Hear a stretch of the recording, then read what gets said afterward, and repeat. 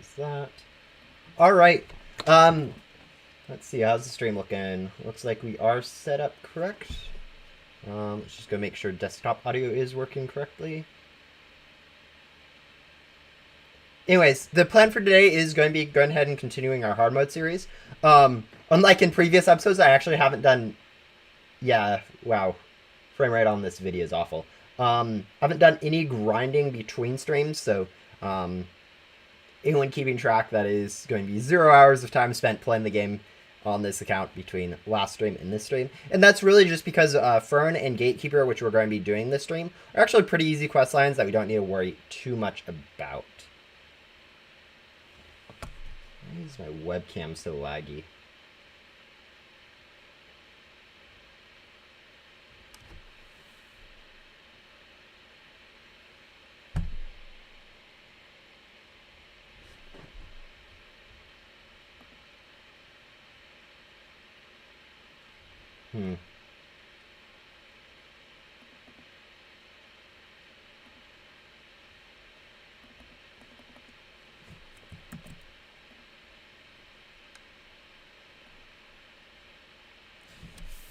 Actually, Roblox in general is horrible right now.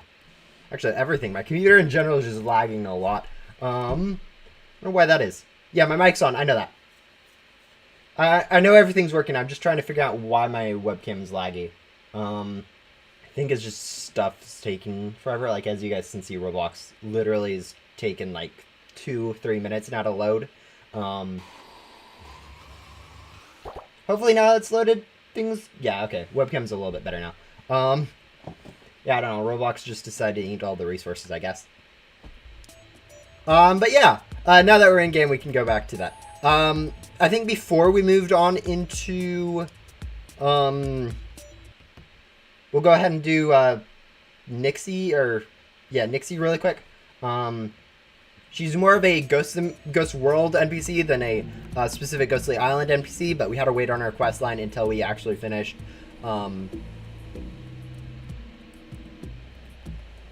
the Jacks to go ahead and get the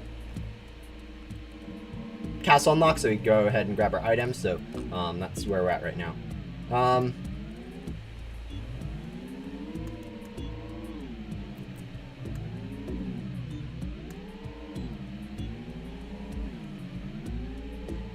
Not grinding for your 4th sunspot. Yeah, I tried for a little bit to get a sunspot, then just decided to go ahead and continue rebirthing. I got like 7.5 billion and tried for it. Didn't get it. Obviously, it takes more than that. It's like 15 to 16 billion on average per one. And obviously, 7.5 is less than that, so it's not really like I was expecting to get one, but yeah. I'm going for finishing Agent Blaze this week. Oh yeah, good luck on that. Frame rates, please. When you're so laggy, the Roblox physics don't work correctly. Yeah, I don't know. Today already seems very weird lag-wise. Like, it seems like we're getting like 5 times more lag than usual. Do I have like settings issues on OBS? No, OBS is running fine. It's just my computer is lagging on actually doing stuff. Huh, weird.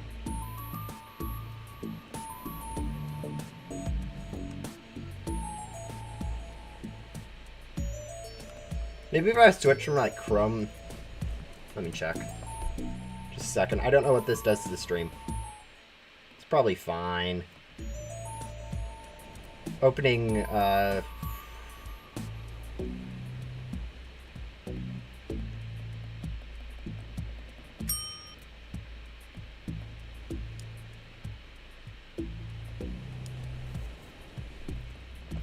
Alright, I'm going to open this window. It's colder outside, so hopefully that helps cool down the room. At least somewhat. I don't know what it is. My PC's just overheating a lot today. Yeah, it took it like 30 seconds to open the task manager. That's not a great sign. Hello!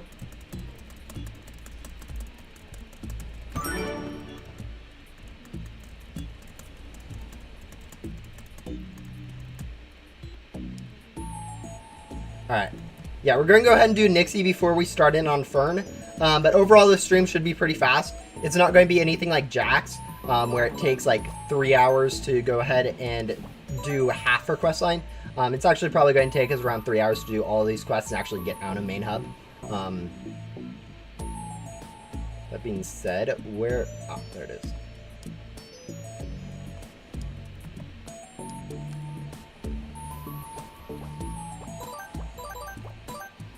Hello! Error, YouTube. Alright, now is OBS assigned to fail? Yeah, OBS is now assigned to... Maybe that was just because I closed. Yeah, but anyways. We'll be doing Nixie, then we'll go ahead and do Fern, and then we'll go ahead and finish up with Gatekeeper. We do have Joven to do at some point, but with how quickly we got Blob, we shouldn't have too many problems grinding like the 5-6 billion necessary for Cosmic.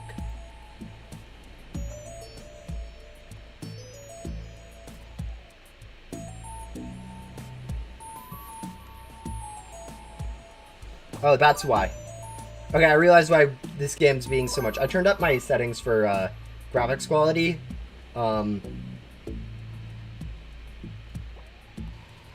Yeah, turning that back down should help a little bit for Roblox. Shouldn't be loading as much stuff. Yeah,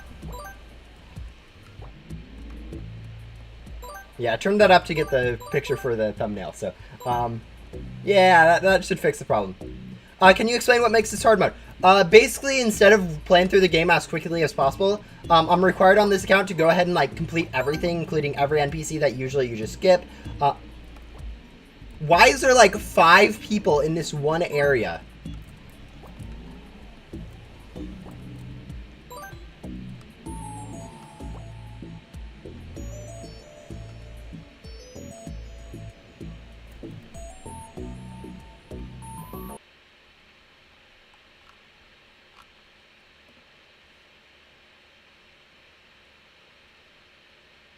I'm predicting 7 minutes for Gatekeeper once you get there.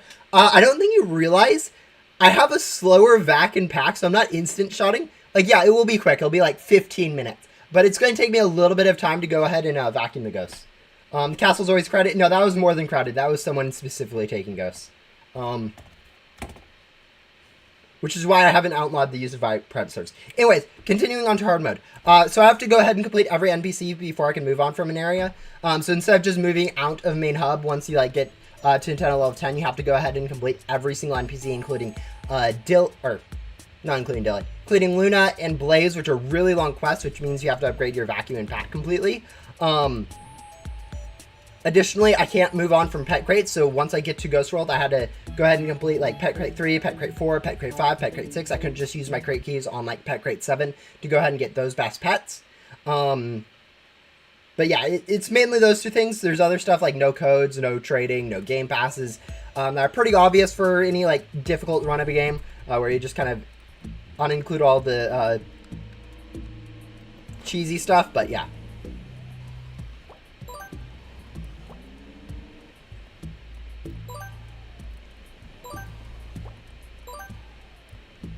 I think it might also be my computer. Like, I'm looking at OBS, it's not looking great. I mean, it's definitely helpful now that I turned down my Roblox graphics settings. I think that definitely played a part in how bad the lag was being. But yeah, I think in general the stream just today is going to be pretty laggy for no reason whatsoever.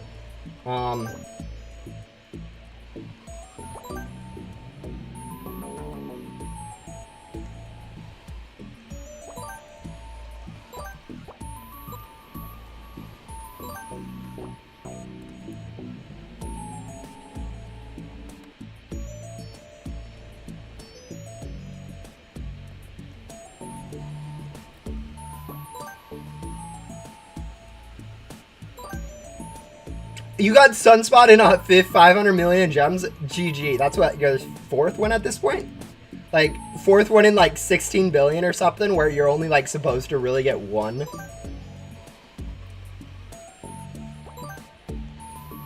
Try just restart. I don't think restart. I don't think it's the stream. Or if you're talking to Deadbolt, yeah, that might help. But for me, it's not the stream. It's going to be OBS. It's basically more or less my computer. If I like restart my computer, I'll let it cool down a little bit, and yes, but like it's overheating a lot right now.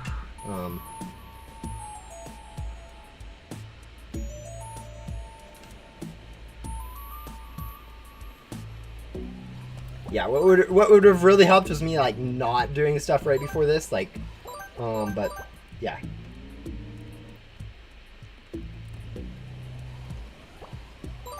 About 24% of my frames have been skipped due to encoding lag, which is my end. You guys probably can't even hear that. But yeah, it's mainly my end that's lagging on, not going to be like Roblox's fault. So, or YouTube's fault.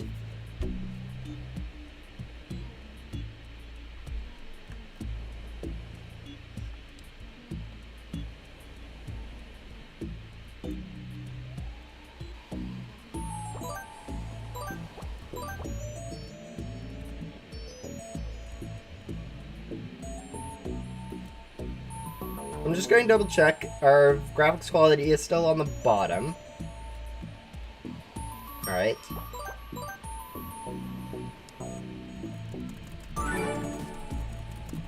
Alright, Jelly Jesters and Blu-rays.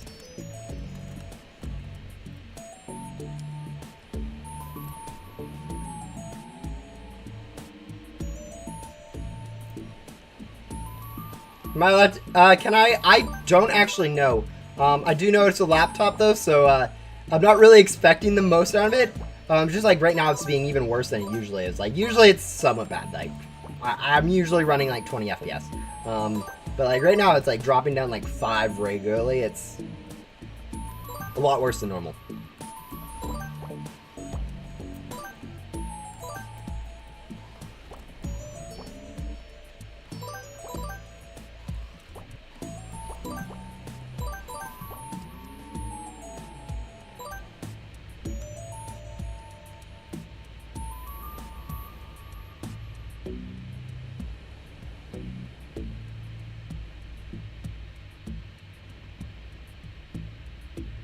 Alright.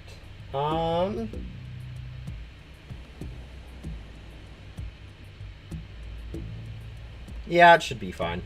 I don't see any processes being overused on Task Manager, so. What, so lag? Yeah, I don't know. I mean, Roblox in general is pretty laggy just because, like, it is 3D physics. You're going to have to, it's, like, because of how versatile Roblox is as a launcher and stuff, pretty much no matter what you do, if you log into Roblox, it's going to be laggy.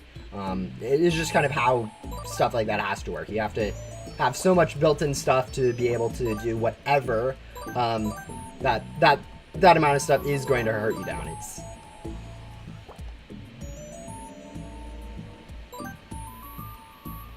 I do not have anything specific bound to Alt+C, but I'm not going to press that.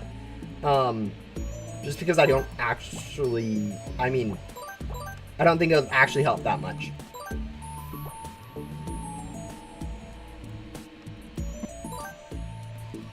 I know that I actually have like an FN Shift F3 thing that allows me to select whether I'm like, the computer's like silent mode, manual, like high performance mode, or like there's one other mode, but yeah, or what's it called? But anyways, I know there's something I can do there, which probably doing something similar, but yeah. Time for grinding some items from Remnant Zone for gum? Yeah, nice. Yeah, grinding Remnant Zone, usually I say it's better to grind like glitchy gum from Backdoor. In general, it's better to do that. But like Remnant Zone, like the good gum that you get from it is better in a lot of cases.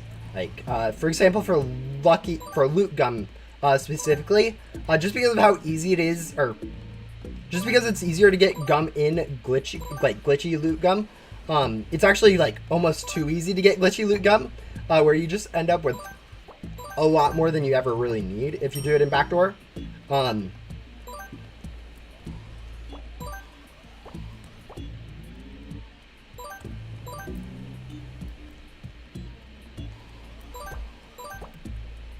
Whereas if you do it in Remnant Zone, you can actually get a still very good amount of loot gum. But like when it comes to other gums like Lucky Gum and especially like Boss Gum, you're so much better off just grinding Glitchy Gum for it. But yeah, Loot Gum, for example, is like one of those where you already get way too much in Glitchy. Oh, Alt and F4? Yeah, I should Alt and F4. That will definitely increase my speed. Yeah, that's like half the reason why I wasn't going to Alt plus F plus Z. Not that I don't trust you, but like, yeah. Also, on my computer, since it has a function key, actually I would have to do Alt FN F4, but, you know. So if I just actually hit FN, or Alt F4 right now, it'd probably just mute my mic. Just based on what the function keys do. I mean, while we're here, we might as well complete some Joven. No, the gem boost, the gem converters are unaffected by any gem rates. The only thing they're affected by is you getting more currency. So they're affected by Tycoons and Pet Evo, which is arguably better than being affected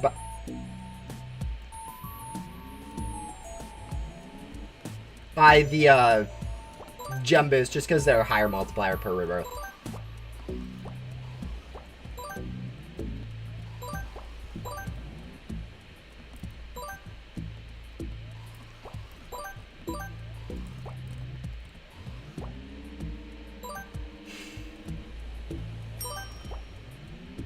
Honestly, maxed out gems isn't actually too impactful. Like, minimum is 2.5%, and you can get up to like 9% with like 50 million, which is half the work.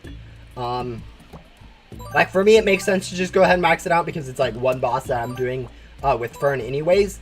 But like if it's taking you a while to get the 115 million, you can go ahead and just kind of rebirth with like 9% or 5%. It's not going to play too much of an effect, just because of how like really that gem boost, it's only affecting if you ever use an enchanted rift gum or a glitchy rift gum with like 1,000 loot bags, which is not an easy thing to do.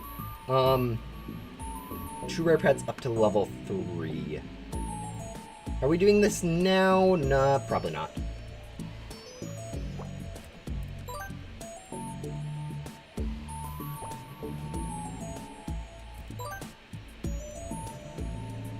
Yeah, but the gem drops from Ghost isn't super helpful. As I said, really the only thing that matters is the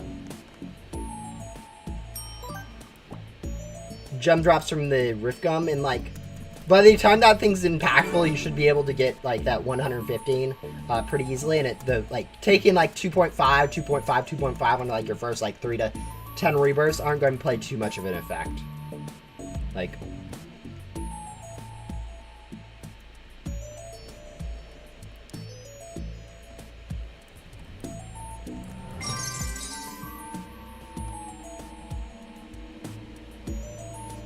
isn't this just like one ghost?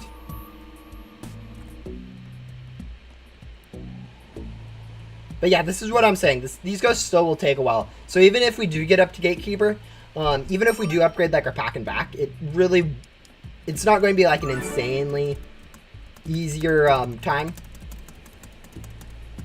But yeah, this quest is more of a Ghost World quest anyways. Green ring and blue ring. I do believe the green ring's here, and then the blue ring is like there. Okay, yeah. Yeah, that's where everything is. There's the green ring, and then the blue ring should be like above here somewhere. Like here or so. This is actually the ring you don't ever use while rebirthing. Funny enough. I think this is like only, yeah, there it is. I think only like 2 quests actually have that ring, where there's some quests where it's like, some rings where you have like 5 quests for them. How many rebirths do I have on my main? I think I'm up to 23 rebirths on my main. I plan to get up to 36 before next or the Halloween event, which is next update. So just under 2 weeks. Basically a rebirth a day for, actually it's like over a rebirth a day at this point because I've been procrastinating. It used to be under a rebirth a day, now it's over a rebirth a day. It's not going great. Actually, we should go ahead and equip some rares for this. I like how we have exactly 2 rares. This might hurt our vacuum rate, but it's not going to make too much of a difference, I don't think. But yeah. What is that,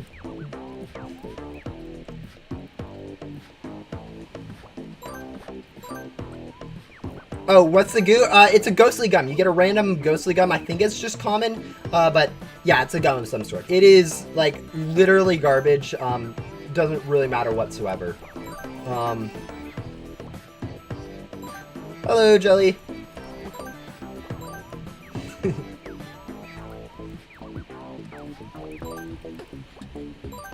But yeah, on my main, I have 11 Ecto Tycoons, or Token Tycoons, so main hub Tycoons. I have, no, I think I have 4 or 5 Remnant Tycoons,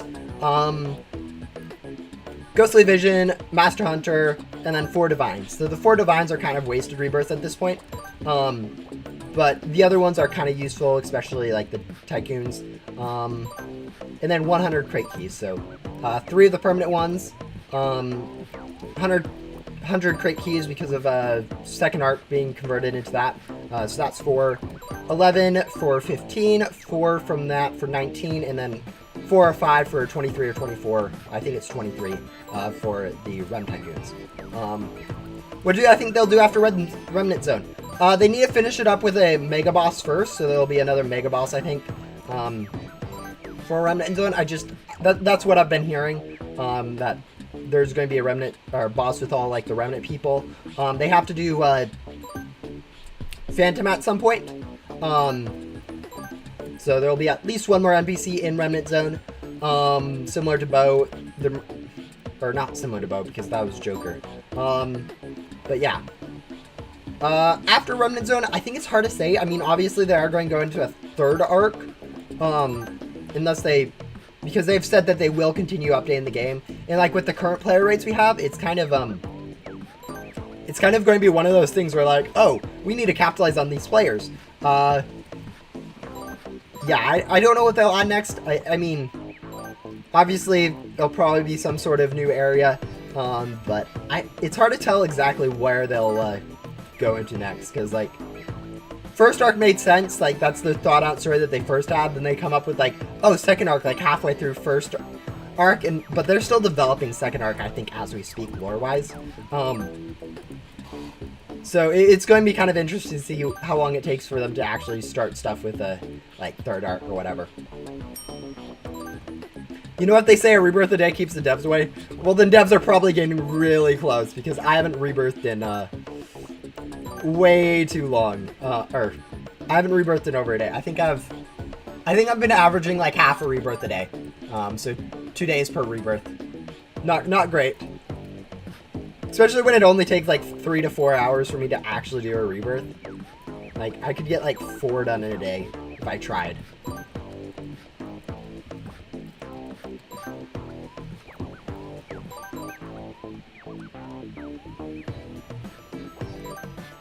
Phantom will probably be like Agent Blaze. Actually, that might be the case. It might just be like, oh yeah, go back through every single Remnant Zone area. How close are we to having these, 50 more? Lovely. Let's go ahead. I really should have equipped a different pet team. Alright. Yeah, because this is the... Just a second. Let's do this smart. Equip those. Go back here. Re-equip our leveled up blobs.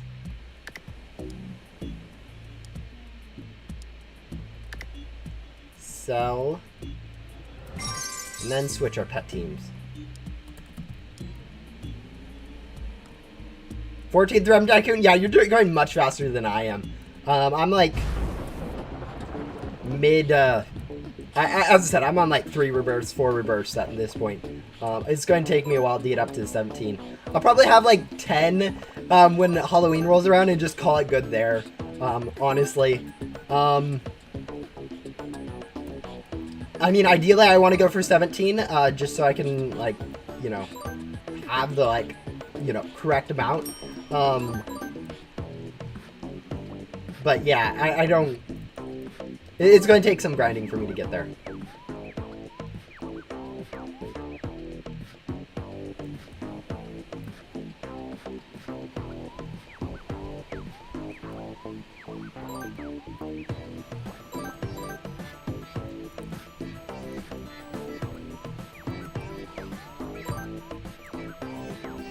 Yeah, I know what you meant. I think Void kind of fills that spot for Ghost World, where Void is very similar to what Ghost World is. I thought at some point that some NPC had said like Remnant World was kind of like Ghost World. I just don't remember where that was. Like how main hub or Backdoor is like beta main hub. Remnant or Void was beta Ghost World, but I can't find that dialogue, but I'm pretty sure I remember someone saying something like that. But yeah.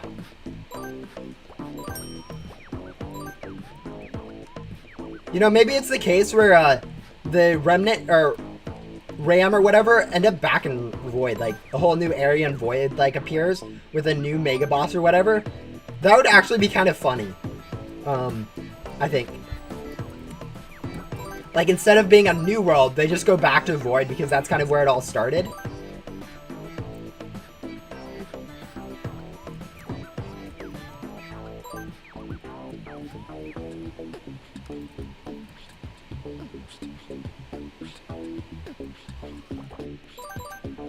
Yeah, I know they do, like, when a world first comes out, they just usually have, like, some sort of different music in there, and then they change around what it is. But yeah.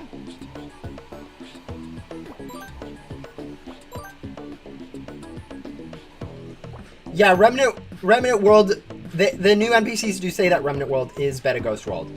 I was fairly sure there was an NPC like before Remnant World came along that said Void was like beta Ghost World. I just don't remember where. Or maybe it was just my own speculation, just because like how the world's actually structured, it actually is very...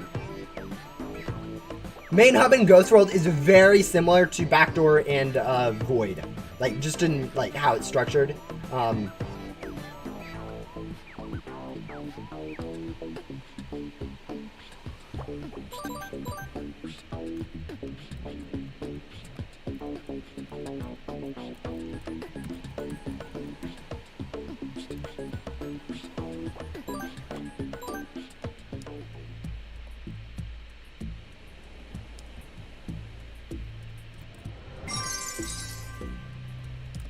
There we go. 3.5.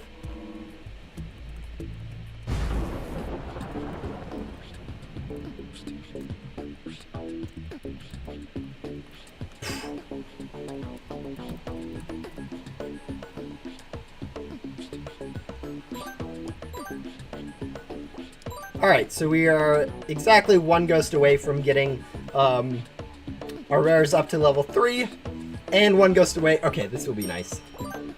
Both at the same time. Alright, then we need to unbox like a... Nope, vacuuming ghosts.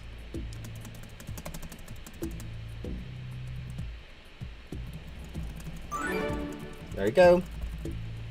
40 spooky ghosts, 25 pixie ghosts.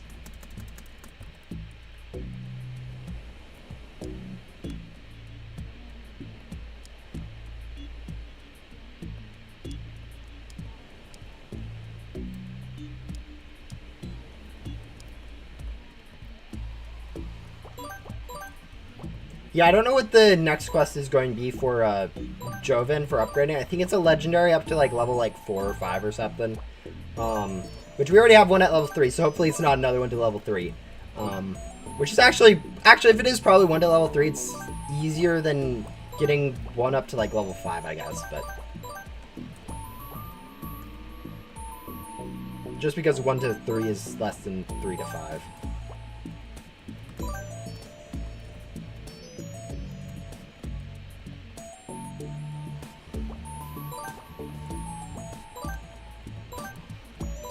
Yeah, I don't think... I think a lot of changes that, like, happen in the past, like most people will forget about.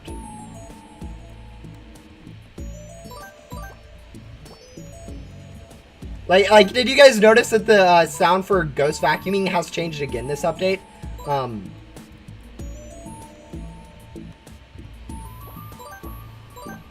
Like I don't think too many people actually care that much about like small changes, like what sound stuff makes, music in certain areas.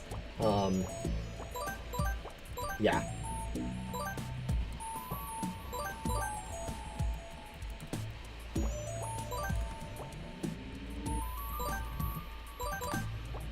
I honestly think this sounds a little bit more annoying than the one we had last, but like it's not too bad. If I really care, I will turn off my sound effects and just not have to listen to the ghost popping sound effect.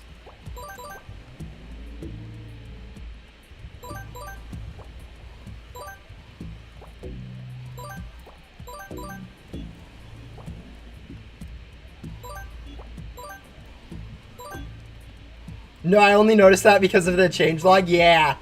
In the blocks by Discord. Yeah. No, sometimes these changes, like, the only thing people actually notice is the changelog. I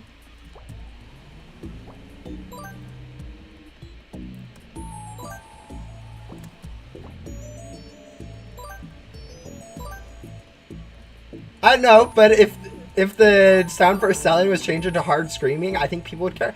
Yeah, okay, that is a fair point. Okay, not any sound change is fine. I think the small sound changes like changing music or stuff where it doesn't really isn't really disruptive and more of just changes the theme a little bit or uses a different sound is fine. But like in this case, for instance, the vacuuming, I don't know. I prefer the one we had before this. I don't think this one's my favorite. As I said, it isn't that bad. But like it really doesn't matter. I think like even before I thought it was a lot worse than it is now, and I've played for now on this account for like, you know, I don't know, 20 minutes now, and just now noticed that it was remember that was different. Yeah, it is not a huge deal to be changing like smaller stuff.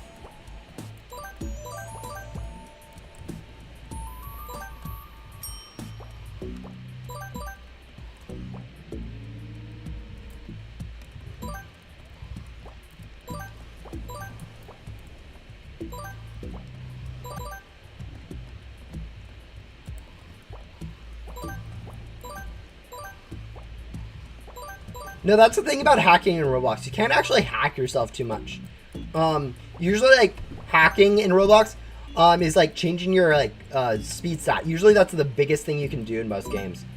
Just because of how the game, or, like, how much, like, devs usually can control so you can't get, like, overpowered stuff like items or stuff from games. So if you see someone with, like, good items, it's usually not that they're hacking. It's usually just that they're played the game a lot longer than you.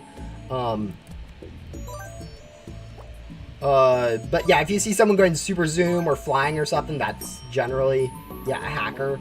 But yeah, it's in Ghost Simulator, there's not too much to get from hacking. Like the main thing that you can do in Ghost Simulator that's really frowned upon is scripting, which is different than hacking, or similar, but more or less automating your inputs in different spots. Or I guess that's more macroing. There's a lot of stuff that can get confused once you start saying hacker. Like there's like five different things that people can mean when they say hacker. Like a really good player sometimes are considered hackers, just because you don't understand how they got that good. Then there's like actual hacking, which usually isn't actually hacking in the general sense. Then there's just like scripts, which is kind of hacking, but yeah, that's mainly what hacking is. Then there's also macroing, which is not hacking, but just kind of cheating in a different way. But yeah, are you the only one that likes the ghostly board? What's the ghostly board? Oh, you mean the one you get from Souls and main or backdoor or Ghost World? I mean, I'm not saying you're the only one, but I don't think that many people actually use any of these mythicals. Like, yeah, Ghostly is a pretty good looking one, I think.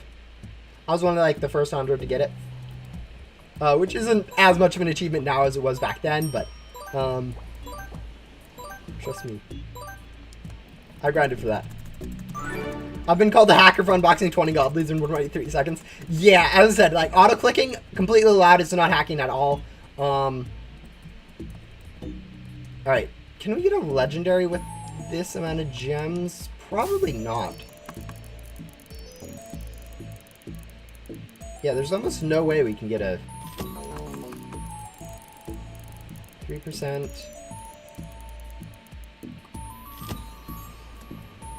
You have like 10 crates. Yikes. Yeah, no, that's not happening. All right, we'll go back to Joven later. We aren't doing the unboxing part of him yet.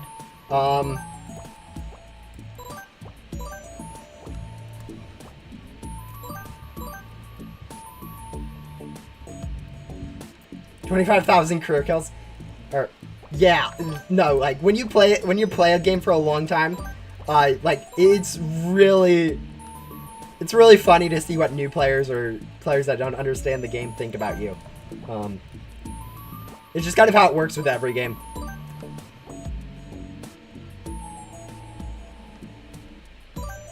I don't think the first thing that people should jump to is just, like hacking, like, which is usually what happens. Like, and I mean, there are legitimate times where it's like, oh yeah, someone is actually hacking. But most of the time, it's usually you just don't understand certain mechanics, stuff like that.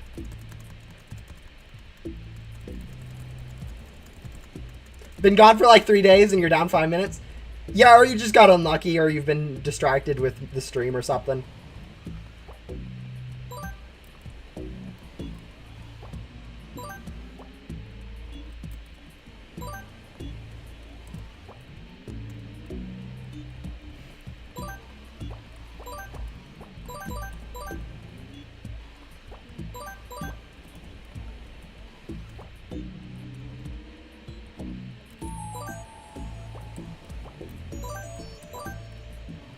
Oh, yeah, I don't know what's going on, but like right now Ghost Sim, like if you look at the player count, it's like 300. It's like double what it usually is. And I have no idea, like when we got Sandstorm, it wasn't this popular. I think for some reason, just the classified being that in the title, I think that's drawing in a lot of players. And I mean, that's good, but I really wish like the game had actually, like, new players are just going to end up leaving most of the time. So it's mainly just old returning players going for the classified. I think that's keeping the player counts up, but I don't really know.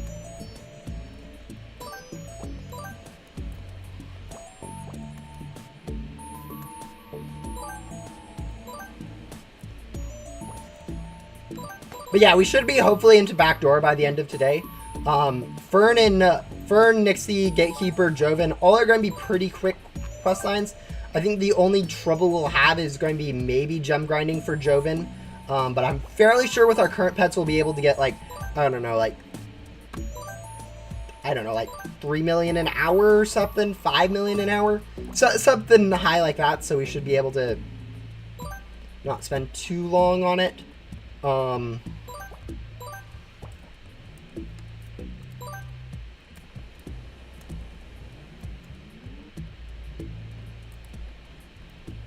We should probably also be selling with like X-Gum or something just so we can get a few more souls, because upgrading our pack or vac will be helpful later on a little bit. We probably won't get max vac or pack before moving out of Ghost World, just because it's going to be relatively quick to go ahead and do Fern and Gatekeeper, since neither of them will require us to upgrade our antenna, but yeah.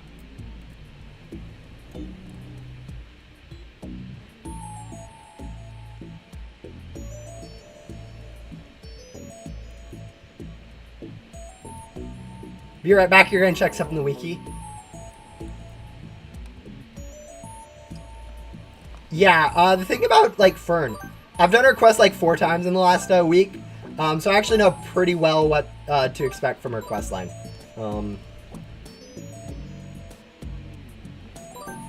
It's pretty much grab ghosts, Then it's going to be upgrade a pet to level 3. Then it's going to be grab a few more ghosts in a ring or something.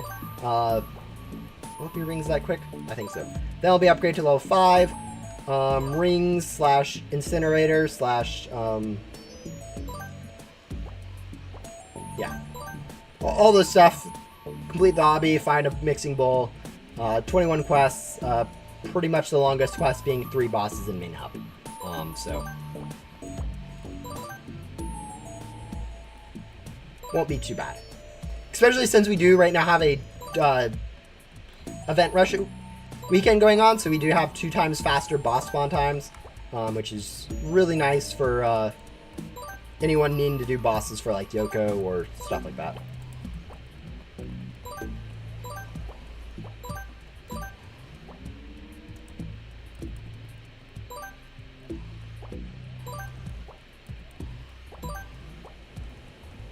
What we're checking on the wiki. Stats of Sunspot.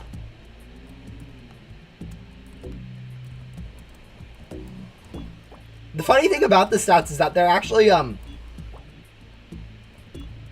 didn't know this until like, I don't know, 2 months ago. I think I've already said it, but stats actually follow a, like, certain pattern for pet crates. So you can actually, like, figure out what the upcoming classified pet stats are going to be. Which...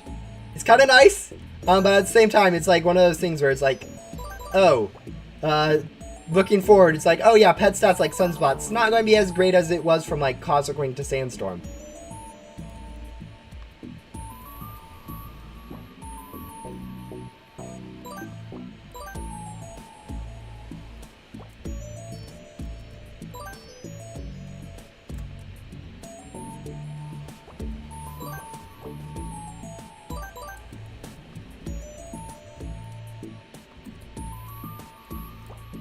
Yeah, I know. That's just one of the new things I know is on the wiki that some people will be looking for.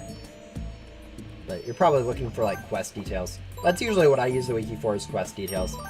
I mean, there's a lot of other stuff you can find on the wiki, but... Like, that's the interesting thing about wiki. Like, as someone who works on a wiki, there's a lot of stuff that's on the wiki that no one uses. Or very rarely uses. 10 level requirements? Yeah. Yeah, it's requirements, stats, and, like, quest requirements. Like, requirements for, like, facts and packs. Like, stuff like that where you're going to, like, need it in the near future that use the wiki for. It's, like, there's some things like guides or something that we have on the wiki. Like, there's a theoretical, I think there might be a main hub guide on the wiki. And no one's going to use a guide on the wiki. Puzzles are on the wiki because people look at puzzles. But like, what is on the wiki that people don't use? Oh, like ghost health. No one cares about ghost health really. I mean, I think Deadpool's used it once, but like most people are just not that too concerned about ghost health. All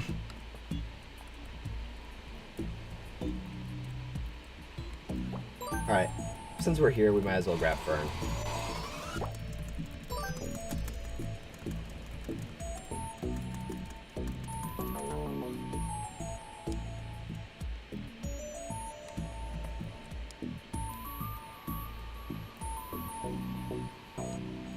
But yeah, as I said, this is going to actually take a little bit of time to vacuum these ghosts.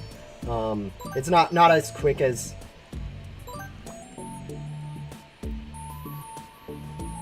Yeah, as I said, you did use them for like ghost health, but like most of the time, no one really cares about that.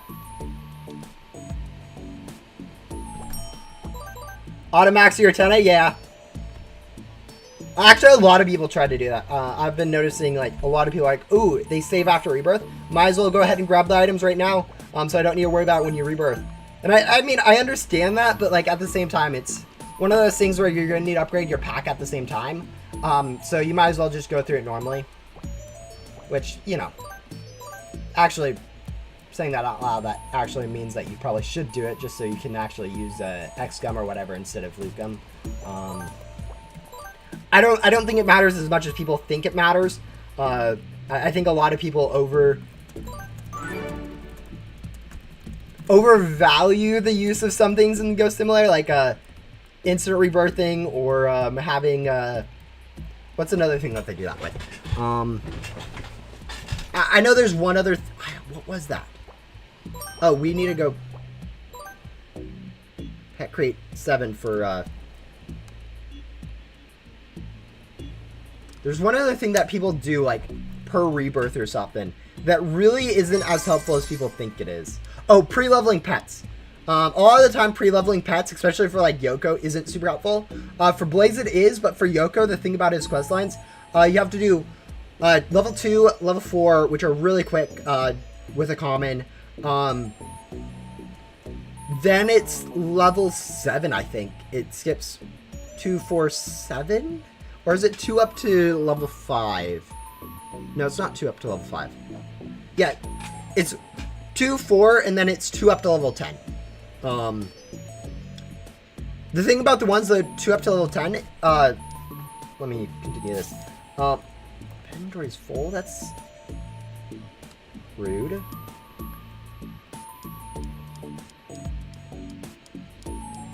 Yeah, when you're upgrading pets up to level 10, you actually have to do it at the same time as 5 bosses. 5 bosses actually will be enough to level up pets at like level 4 or wherever you had to get them up to before, up to level 10 without like anything else. So it's only like grabbing a few extra ghosts while you're waiting on bosses that you'll actually need if you snag a few bosses late. So it can be helpful if you're like speedrunning, but I think people overvalue it. Especially like new players, when they get like a quest, like level up a rare to level 5. They spend way too long looking for someone willing to trade them like a level 4 pet or something, level 4 rare pet. Instead of just like getting a common rare pet, leveling it up to level 5. It's hilarious. Like I've noticed it a lot. Like people are like, oh, I need for this quest to level up a pet up to level 10. Anyone have a level 9 pet? Well, that one might be like one of the ones where it's like helpful, but like most of the time it's better just to go ahead and level up a level 1 pet. Just because you don't need to worry about finding someone else willing to trade. Yeah, all that. That's at least something I've noticed. Is people care too much about optimizations that aren't really optimizations. 2, 4, 5, 2 7s, 2 10s. You don't need 2 7s. You only need 1 7.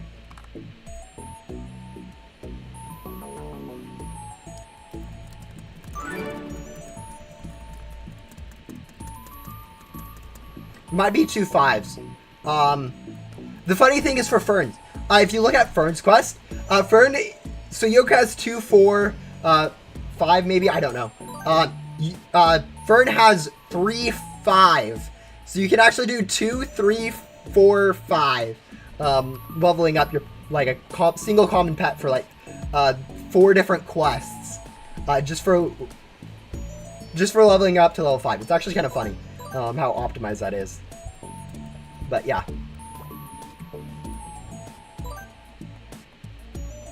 Anyways, our next pack I think is at 20 million souls, so it might be a while before we get it. With our current pets, it's not too bad, but yeah. 1 5 and 2 7s? Okay, yeah, never mind. You're alright.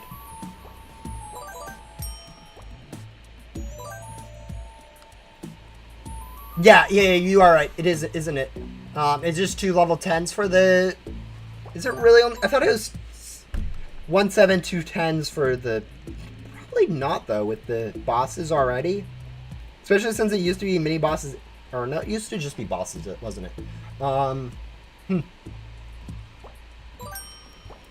Yeah, I definitely don't do that quest. I do that quest a decent amount, but I don't really remember. I just kind of do it whatever pops up. But yeah, like, leveling up to, like, level 9 or something isn't really needed just because you already have the bosses. You can just use the 2 7s again.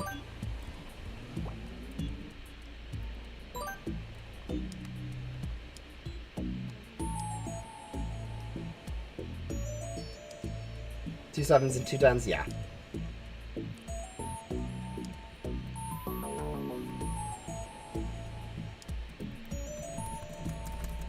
I believe you.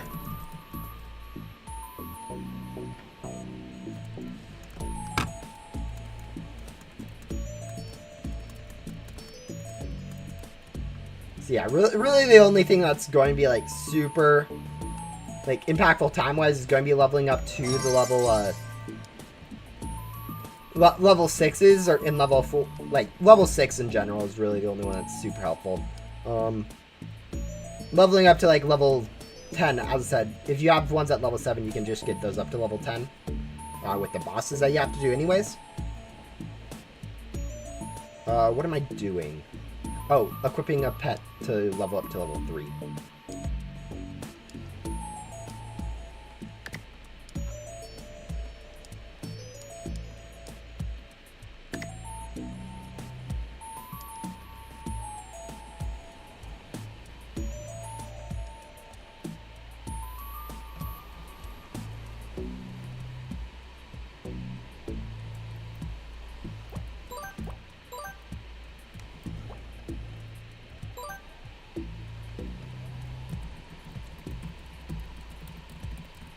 Ghost Hunter Fern is a good quest. Yeah. I was actually saying earlier in the Discord, or not my Discord, but like the Bloxbyte Discord, Fern is probably the happiest NPC based on like player interactions, because people actually do request quite a bit. Because everywhere where I do request, a lot of other people, because I convinced them. But no, a lot of people do request for her reward. So she gets a lot of people talking to her, and no one's like upset with her quest either. They're like, they'll do a request because it's a good reward, whereas like they do Yoko because they have to for rebirths. They do Agent Blaze because they have to for rebirths. Like her and Ace really have like the best probably player interaction. Like players think positively of them and actually talk with them. Because they aren't required per rebirth, people do them because they're willing. Yeah, it's just kind of funny when you think about it. If the NPCs were like sentient, those would probably be the happiest NPCs like for the player. Just because they're the ones that the players talk to the most and don't have negative associations with.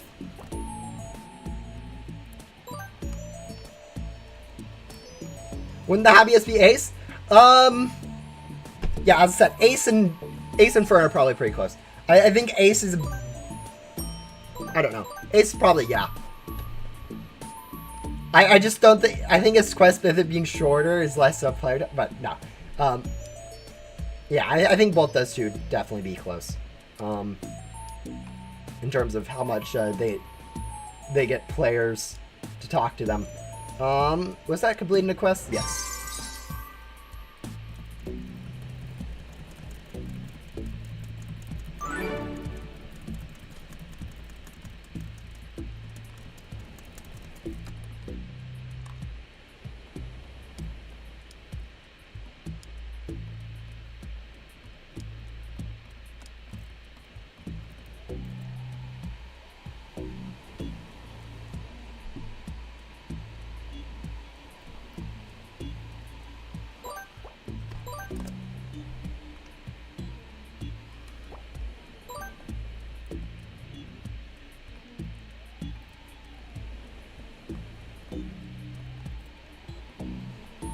On the back door? Nice.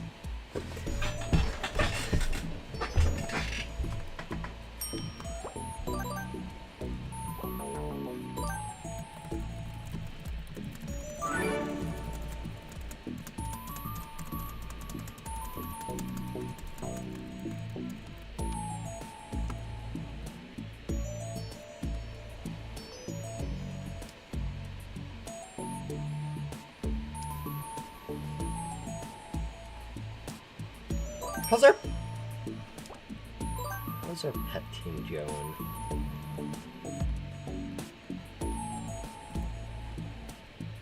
Five? Yeah. You don't like the look of Sunspot? I think a lot... I mean, I don't like Sandstorm, personally, or Pyrus. I think Pyrus is like one of the ones where like people are like, oh, Pyrus looks amazing. I despise Pyrus's look. I don't know what it is about it. Like, sometimes I'm like looking at it, I'm like, why do I hate this? And I'm like, I still hate it, but I can't really pinpoint exactly why I hate Pyrus. But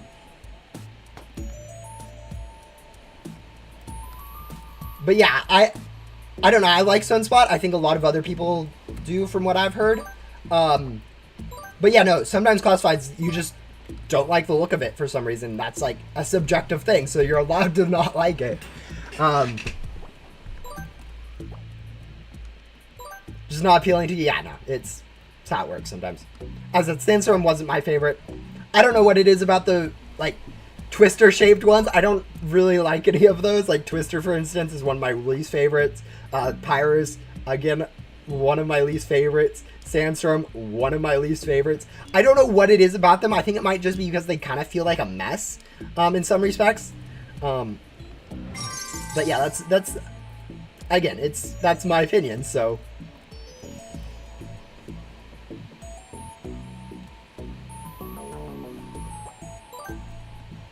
you don't like it as much as you thought? And then there's also the reverse. Or not the reverse, but there's something related with some classifieds, like classified boards especially. I think the classified boards, the way they look in your inventory, is really different from how they look when you like equip them. So sometimes like they look horrible in your inventory. Feather Shock, Oblivion, Sky Server, a lot of those look horrible in your inventory. Like, I cannot fathom like how bad Feather Shock looks, in my opinion, in your inventory. Like, the picture of it just looks horrible. But like, you actually equip and you're like, oh, this isn't that bad.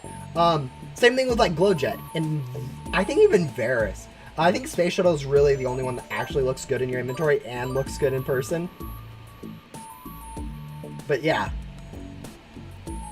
Euphoria is the best 100%. I thought Euphoria was the best before I figured out it was rainbow on like the little like green tips that it shows in the image.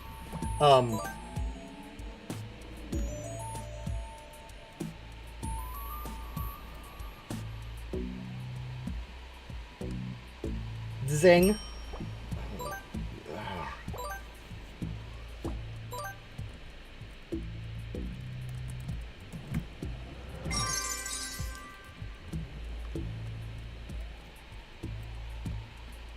Basically, you think Sunspot is better than Sandstorm, but you prefer Euphoria. Yeah, yep. Yeah, no. Ranking classifieds is definitely something that people are going to be subjective about. It is your own personal opinion, after all.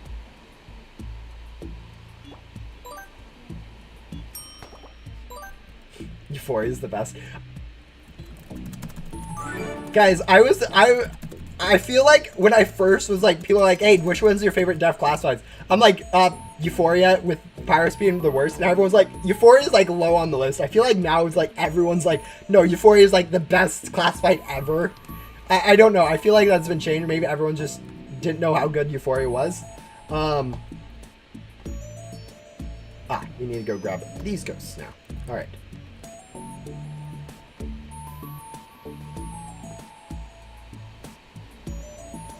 Light Warp was a good example of that. In the inventory, I thought it didn't look great, but when I actually used it, I quite liked it. Yeah, actually, I haven't looked at Light Warp. But yeah, no, I think classified boards, a lot of them end up with that issue.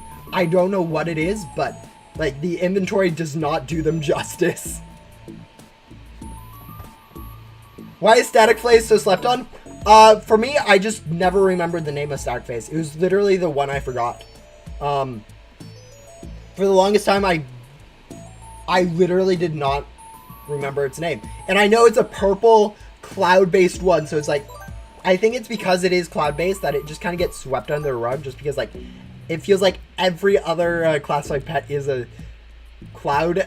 At least at that time, it was like, we had just gotten Cloud Wave, and then we got a Static Phase, and they were all pretty much just,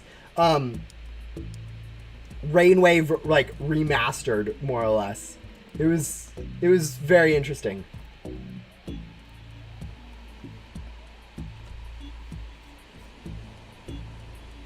I'm not a sheep. Sees Euphoria, but yeah. No, we all saw Euphoria. We're like, we have our own opinions on classifieds. Then everyone sees Euphoria and it's just, nope, that's the only one I want.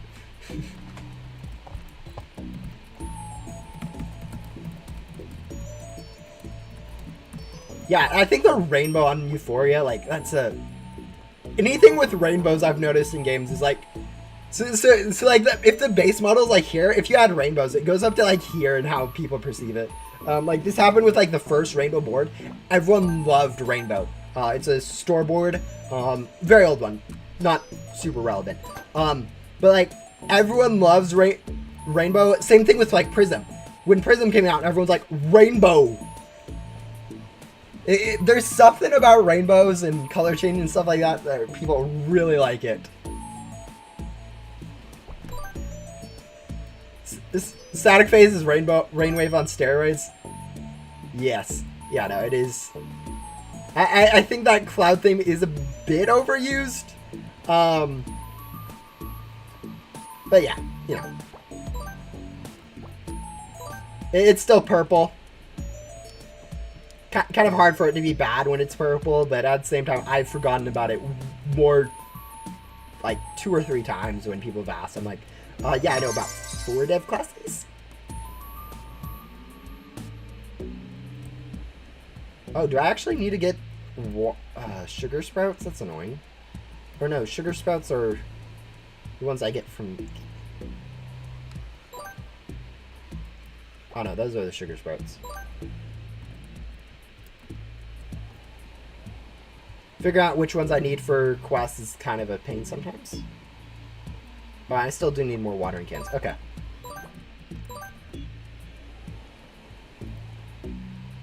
Oh yeah, Prism.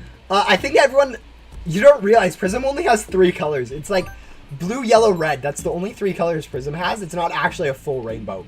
And honestly, more people just think of it as the idea of a rainbow rather than the actual look of it.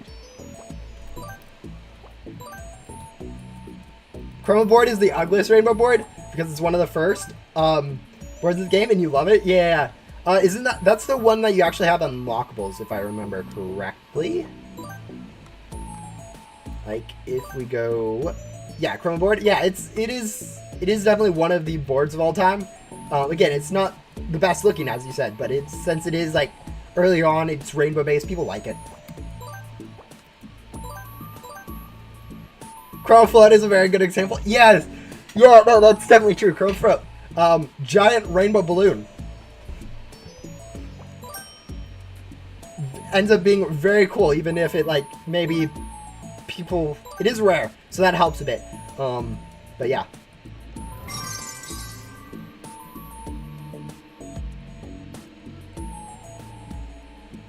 But yeah, no, that one's rainbow. Actually, the thing I've noticed about games, a lot of the time, like, good-looking stuff is also rare for whatever reason. Like, what's a good example of this? Like in Ghost Simulator, dev classifieds, not necessarily dev classifieds.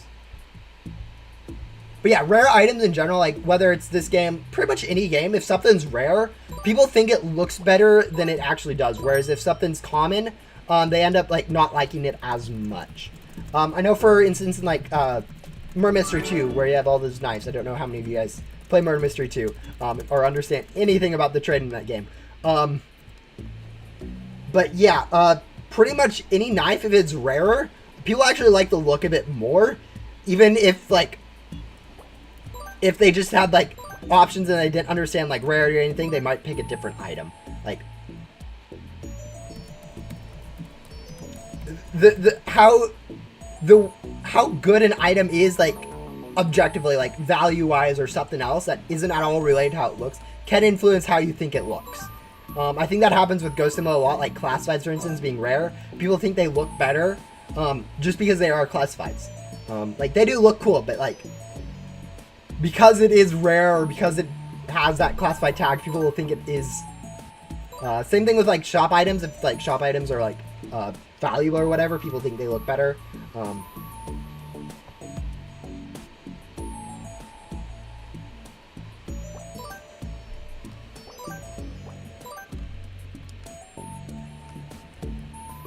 Alright, let's go get some rings. I think this is all 3 rings here and then the one in Haunted Castle, so it's not too difficult. Alright, we're going to go here because we're lagging too much, so we can actually get the height quickly. Because we need to go the red ring over here, so... Yeah, normally I'd just go straight up, but...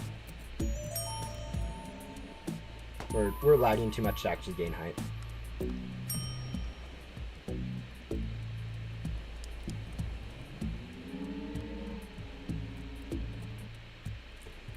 Chroma Ginger. Yeah, that's the thing about MM2 has like a huge duping problem. Pretty much every item in the game at this point is duped beyond like recognition. It's kind of hilarious.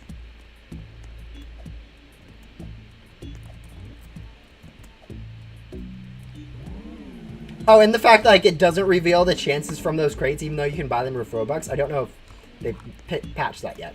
I haven't played the game in like 2-3 years now. But like, according to Roblox rules, if you can buy something with Robux, you have to give the chances for every item in that thing. Like, you can't have random chance on items and not like display like how rare it is if you can buy it with Robux.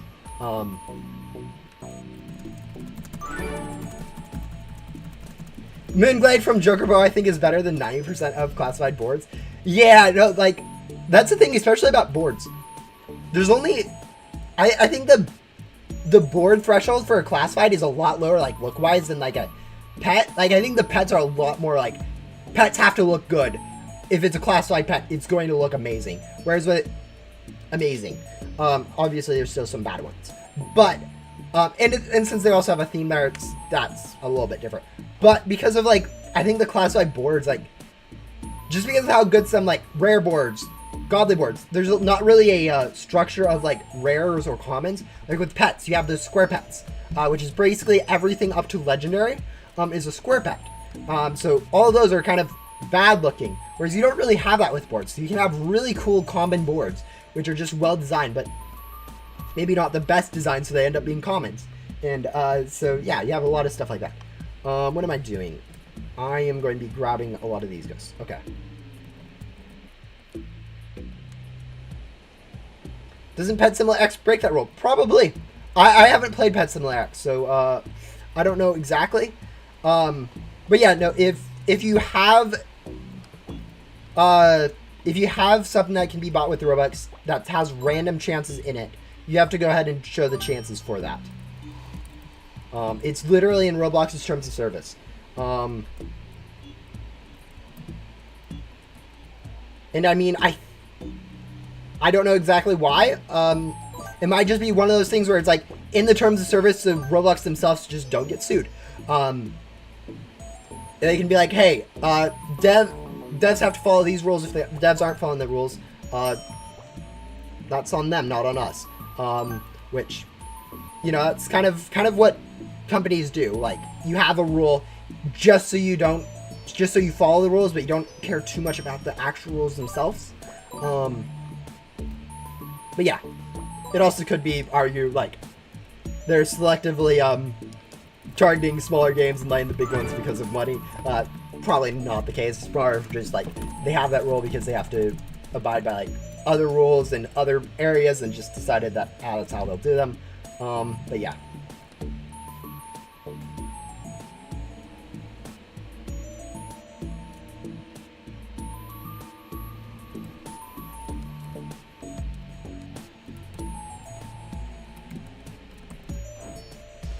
Oh, I have heavy armor. I can just AFK bosses. What am I doing?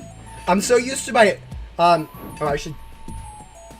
Once my loot gun runs out, I'll go ahead and use the Excum and sell. Or... Actually, we'll probably wait until this boss is down to like 20% so we can sell the boss too. But yeah. PetSim X did break it, but not anymore. Oh, okay. Where did I get that from? Oh, I guess it's... Anyways.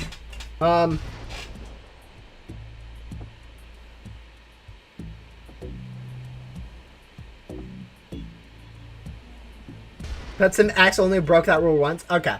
Yeah, it's... There's a lot of... I think there's a lot of rules, a lot more than, like, realistically, like, a few people, like, devs can actually, like, keep track of. So I think sometimes they accidentally break the rules and doing something that they think would be cool. I don't think that's their fault. I think for Murder Mystery 2, it's especially bad because, like, the economy itself is more or less kept afloat by duping, which also hurts, like...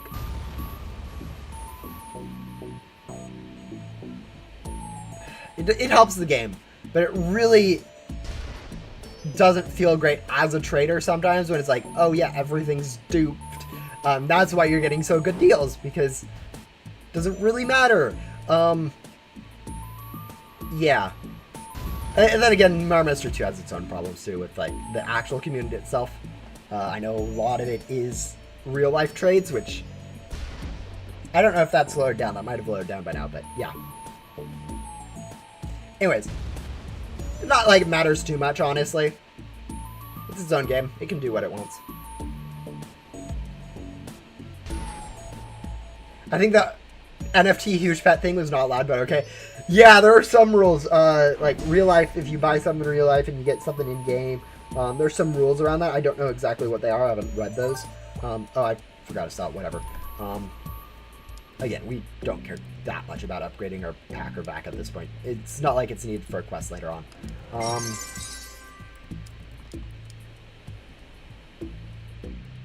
Go ahead and grab some dragonflies, I guess.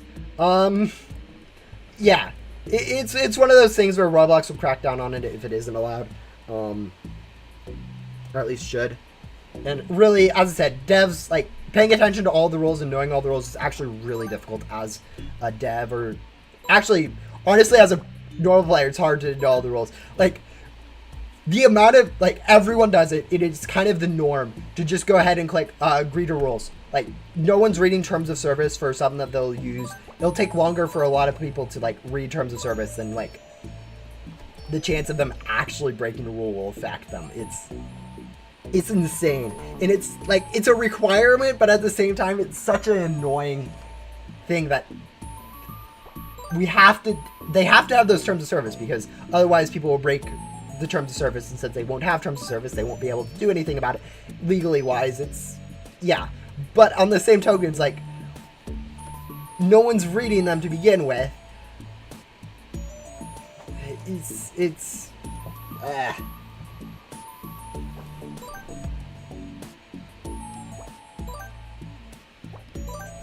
Oh yeah, Robux purchases in general.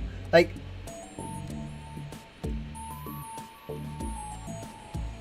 there are people that have a lot more Robux than, like, most of us.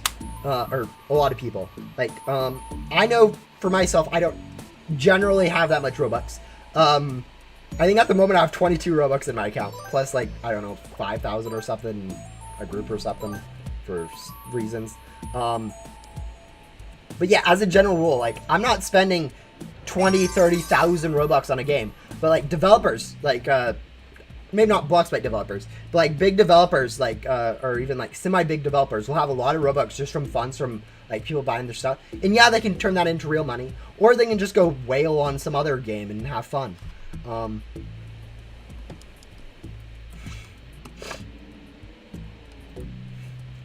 You read the terms of service and then press decline when you're done. Yeah, I think I've seen that meme before, but yeah, no, the idea that you go through the entire effort of reading the entire terms of service and then decide, nah. Like the second that thing pops up, you're either clicking yes or no. You aren't going to change your opinion by actually reading it, because you really don't care what that says most of the time.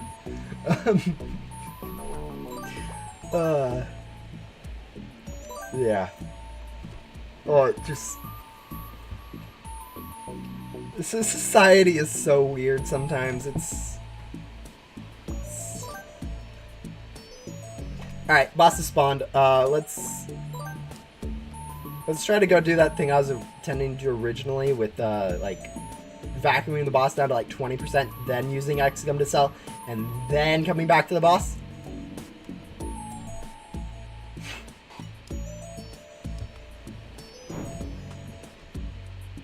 But yeah, I was actually, frankly, the changes for grinding gems for new players is actually insane. Before the converters were changed and boss ectoplasm was changed, it used to be impossible to actually grind gems before you got maxed out in, like, Ghost World. Like, it was impossible. Now that those changes were made, I was actually able to easily grind gems for, like, the godlies, which usually you aren't able to do. Like, frankly, before the converter changes, even though they really, like, nerfed endgame, for new players, it's actually a really good improvement. Like, being able to grind gems for new players, huge. Still on a private server? Yes. Sub 1, which I'm guessing was from the stream, just based on what they did. I'm not 100% sure on this, but it felt like they were from the stream and are just specifically doing it to annoy me, which, you know, was grabbing ghosts I needed, and I was not having any of it at the time. So we switched over to a private server. We are probably going to stay in a private server. That is what happens. It happens. Yeah. Alright, let's go ahead, use that X-Gum. Go ahead and sell.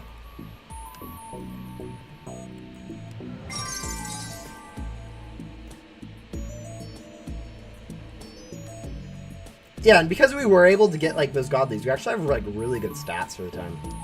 Like, obviously Musical was before Gum, so we have that huge advantage, too. But, like, Musical was, like, when it first came out, like, Blob Musical, for someone playing through the game, like, when the quests I'm doing right now were released, Blobs and Musicals were, like, actually pretty good stats. So we're actually above average at this point for how long it's going to take us to get through the next few quests. Just because we actually have good pets, and then going into Backdoor will actually be pretty well off too.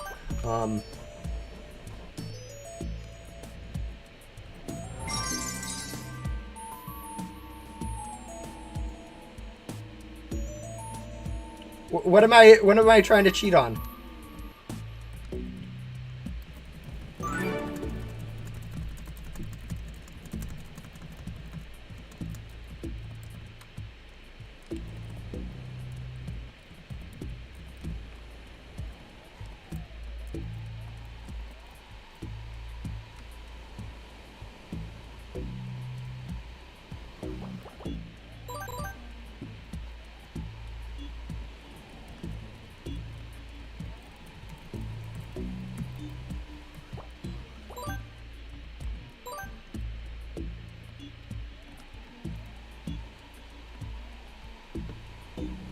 Using a private server. I'm allowed to use a private server. I haven't built it against the rules.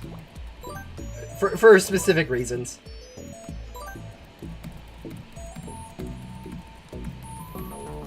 Mainly due to what happens every once in a while, but yeah. For extended periods, I don't have any rules against private servers, so it's not cheating.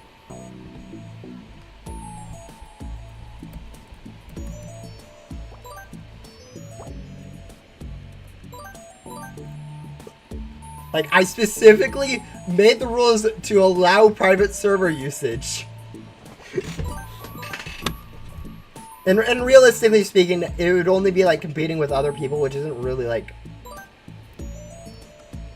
I mean, it is part of Ghost Simulator, but it isn't really the intent of Ghost Simulator to be competing with other people over ghosts, so...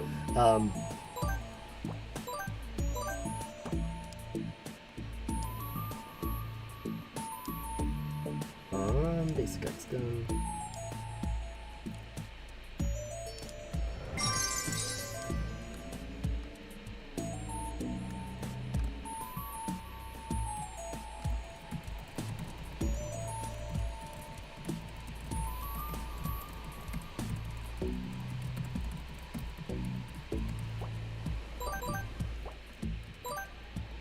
I'm just glad that no one's really complaining too much about the fact that, like, I'm kind of intermixing, like, a lot of the areas in Ghost World together.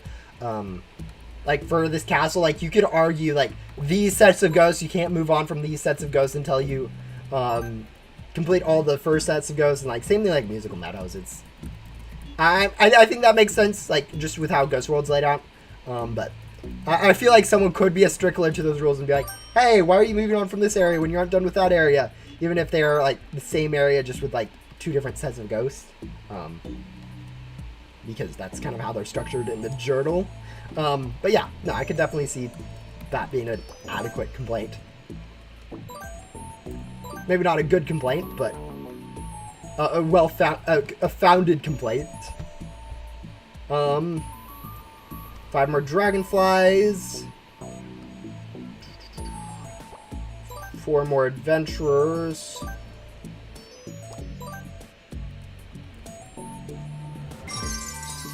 And then we'll need to do horses. But yeah, with these pets, we're actually making like really good progress if we were wanting to upgrade our pack or back or whatever. Again, we don't need to upgrade our pack or back because Fern doesn't have any of those quests. Neither does Nixie, so we don't need to upgrade our backs and packs. But if we do want to, we can actually pretty shortly.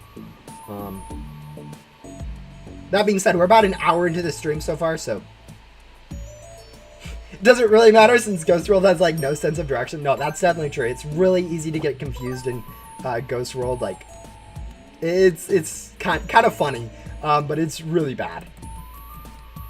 Hour in, 1/3 of plays. Nice. That's so. I'm assuming now you're going to be working on Yoko, so server hopping for bosses and stuff. So good luck for that. There is an event rush going on, so that should hopefully be better than it usually is. Yeah, no, it is. With how open it is, there definitely isn't a direction for new players, which is kind of frustrating. Like, I know as a new player to Ghost World, I kind of only had half the world in there, but I saw a lot of people, like, instantly jumping into, like, trying to do Gatekeeper because Gatekeeper is their progression point. Like, that was a very common thing. I actually...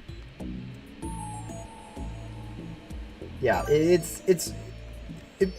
is kind of a mess for new players. It is helpful for like old players to have that being able to skip directly to Gatekeeper, but like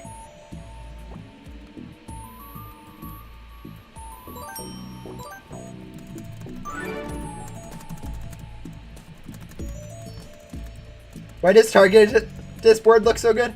Because they spent some time on it for some reason. All right, let me think. Yeah, let's go do some of Nixie before we server hop.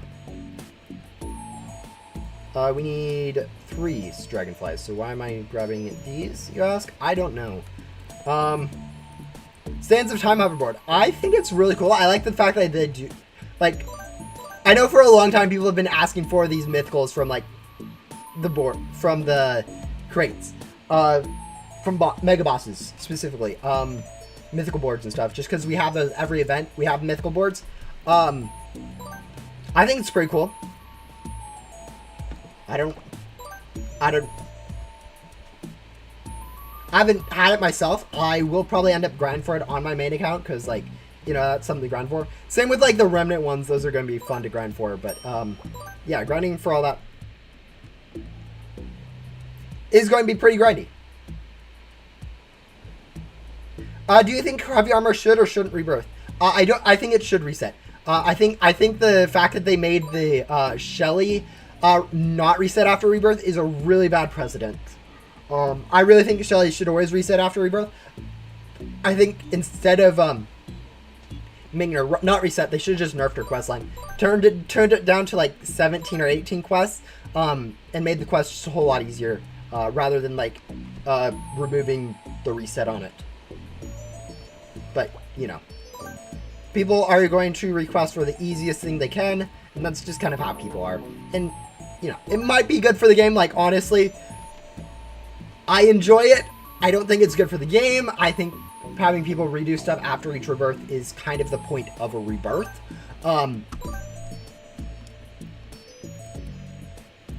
But I can understand the nicety of not having to, like, you know, re-get your pets.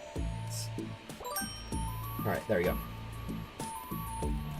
Nixie, defeat the Great Guardian once. Alright, we're stuck on that one now first, so we'll have to go do Fern and Gatekeeper. You wonder who has the most sunspots? I think someone has, Rich, was saying he had 19, probably up to like 20, 21 now. Big has 11, or Renz has 11? No, Big has 9, Renz has 11 or 12. You have 4. Ninja has 1 or 2. Uncle has like 4, I think. No, or maybe Uncle doesn't have any. I don't know an uncle. Yeah, I don't know about anyone else. But yeah, as I said, there's going to be a lot more than we think. I don't know everyone in the Ghost Sim community. So that's just kind of what I've seen on the Discord server. Rich is me, by the way.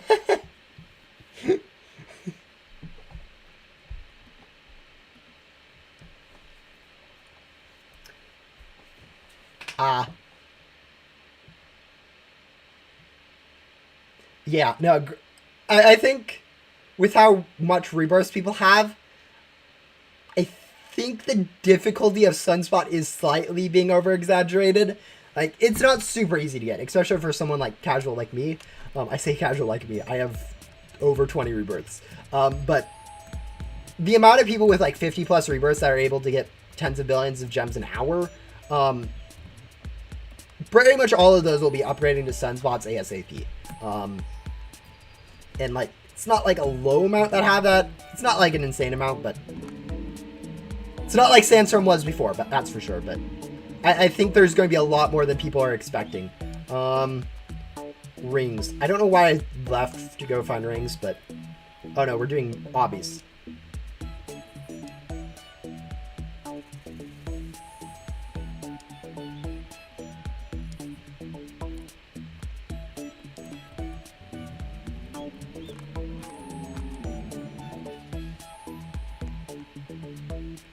Yeah, I wouldn't be surprised if someone like Kurji or Ellie, that I haven't seen talk, got a lot more. I don't know how much they play, honestly, though, so maybe.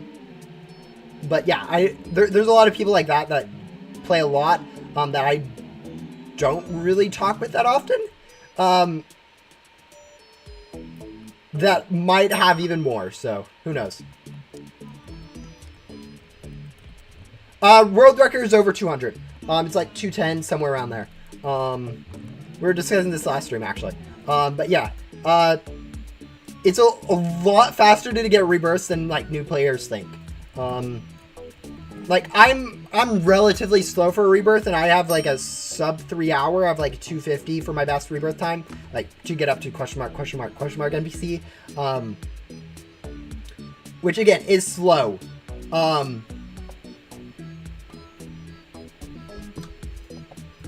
Like, my normal is like 4 hours for a rebirth, including Fern, which I do every rebirth, and everything else, which definitely slows me down compared to, like, the fastest rebirth, but, like, Deadbolt, for instance, is, like, two and a half hours per rebirth, even less than that, his best is, like, 212, and people are probably around there for their rebirth time, so, you dedicate, like, 4 hours a day for 2-3 weeks, that's going to be like 20 rebirths.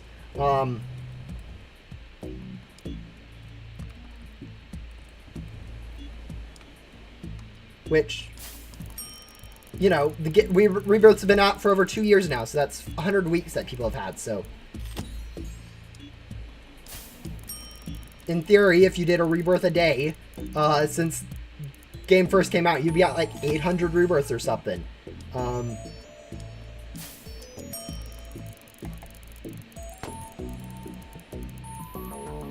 Your best is 8 hours, but you only have 9? Yeah. No. So right now, rebirths are slow. That's... And especially if you don't have game passes, too. Game passes really speed up the rebirth process. It's kind of overpowered. I personally think game passes in Ghost Sim are a bit overpowered, but, you know. Actually, Ghost Sim, the game passes in Sentinel are going to be even more overpowered. Sentinel is going to be more pay to win than Ghost Simulator is at the moment. It's... Oh yeah, you need to use a hoverboard for that. But yeah,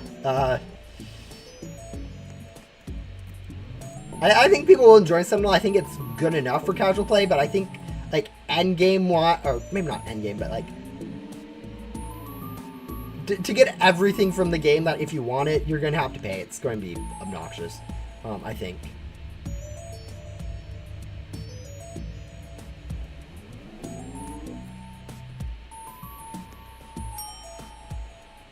Oh, also, I don't know. It was a long time ago. I don't know if I mentioned it. But they reduced the cooldown on, like, find items in Ghost Simulator. So rather than you have to wait like 15 to 30 seconds between find item touching, it's not like a second. So you can actually easily get like that bowl now. It's a lot quicker to get rings back to back to back. It's just an overall nice change that I think. Stuck. I think like not that many people actually have noticed. You aren't buying the Ghost Similar, the Sentinel game passes you decided? Yeah, I'll probably end up buying them on my main account. Right now I've only really played on my alt, not this alt, my main alt.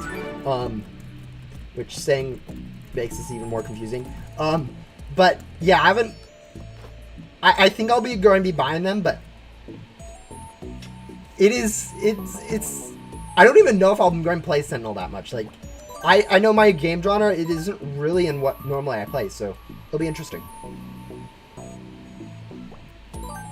Can't wait to get a mythical in Sentinel and turn into a fish.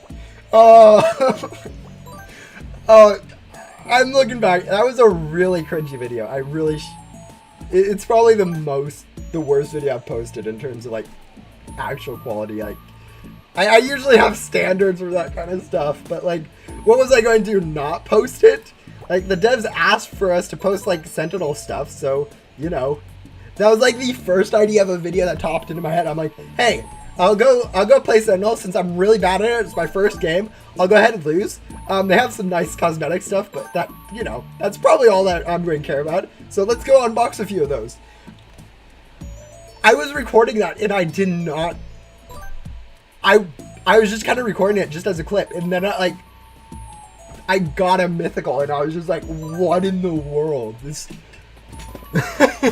it was so hilarious. Like, you can actually see in there, I have an edit where I literally was trying to figure out where I can buy these cosmetics. There's a small edit where it's not very noticeable. It's like I was in a menu and I scrolled down to like the bottom of the menu just so I could figure out where the cosmetic crates are. It was a very spur of the moment recording decision, and it was just crazy. In one crate? Yeah. No, I think it's it's like 1 in 500 to get those mythicals. It's actually not that difficult if you do like the math. Like, you compare it's going to be a lot easier to get those mythicals than it is to get current like in Ghost Simulator, current classifieds. It's actually probably similar to godlies in Ghost Simulator, except like you can't like over get gems because like in credits in that game are actually difficult to grind. But yeah, no, in that game I think mythicals are going to be like a lot easier than people are. A lot easier than they really should be, I think. I think in general, if you're a casual player in this game, on that game, it'll be really fun. I think there's going to be enough for you to do. You'll be able to get a lot of cool stuff. I just think the problem is that there isn't enough content for like endgame. I think once you start playing for like 3-4 hours a day, every day, you're going to start running out of stuff to actually do in the game. And then I think the other problem with the game is going to be you're basically required to play with other people, which I don't play with other people that much. Like, if you look at my favorite games, it's like Ghost Simulator, I play by myself. Minecraft, you play by yourself a lot of the time. Terraria, I've been enjoying quite a bit. Play by yourself. A lot of these games where you just play solo, you can't really do that in Sentinel. If you want like have the most fun, you're going to have to play with other people. If you want to get the furthest, you're going to have to play with other people. And I really don't like that dynamic for a game. It just makes it like really hard. Like, I can probably get people to play with, like Remnant Guardian. I was able to get you guys to come play with me, just so I can do it faster. But like, I don't think for Sentinel, a lot of people are going to really enjoy the fact that they have to go get 9 other people to come play Sentinel with them so they can actually enjoy the game. But yeah. Mastery exists? Yeah, Mastery does exist, but like,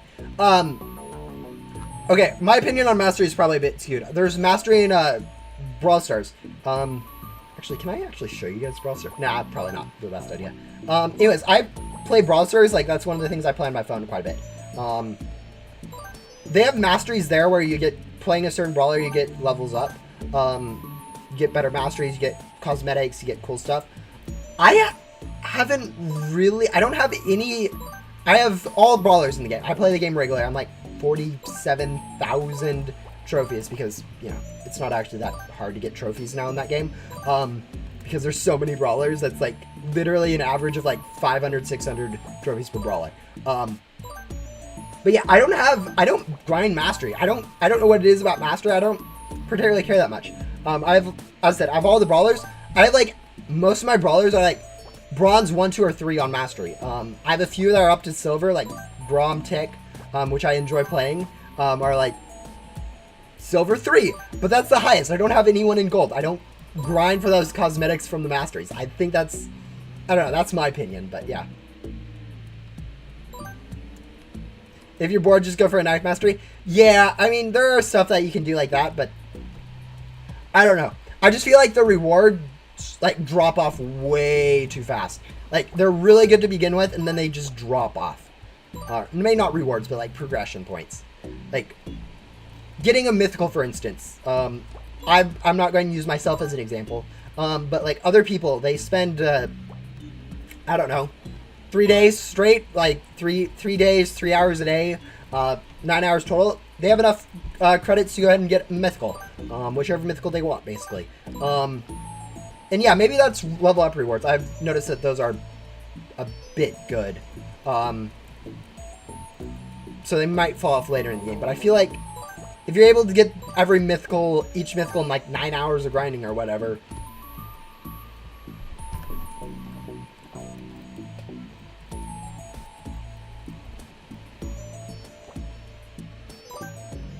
that's not that much content for people grinding day in, day out for like the first month of the release.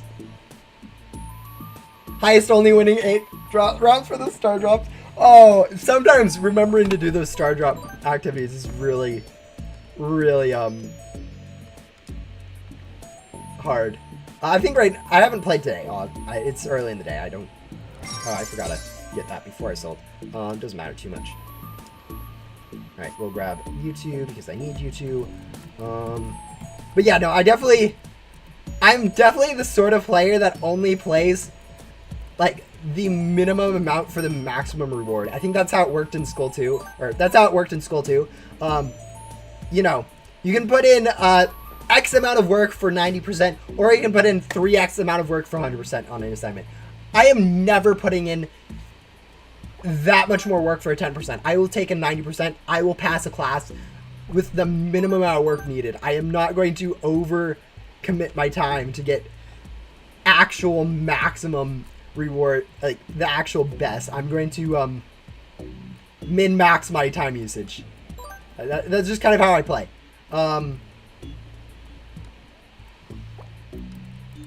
Me, whose only mythicals are 8-bit and data. Yeah, we're talking about Sentinel mythicals, which are like cosmetic crates, like 1 in 500 chance of getting them. If you play Sentinel, it makes sense. If you guys haven't played Sentinel yet, it doesn't make too much sense. But yeah. Can't wait for Sentinel 2, Sentinel Modern Warfare. Yeah, I'm sure we're going to have so many spin-offs. No, it's going to be like Ghost Simulator. There's no Ghost Simulator 2. There's not going to be a Sentinel 2. They'll just pack whatever they want to put in the game in Sentinel itself. They aren't going to make a new game just to... just because. They're going to more or less... put it all in.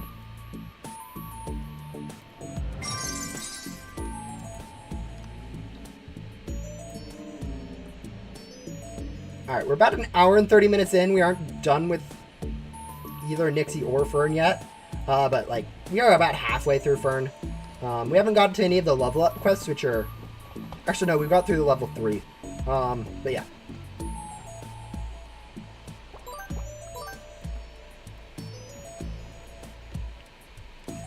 Honestly, I think that I enjoy Fame.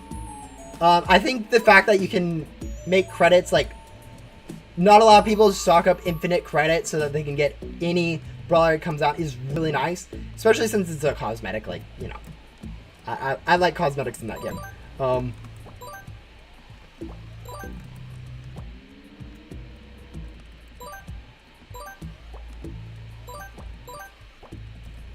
But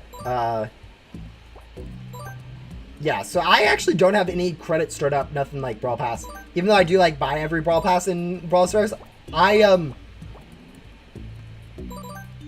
don't like save all those resources like, oh, I'm going to get whatever comes out next by saving up all these credits. It's whatever, in my opinion. I don't think it's worth...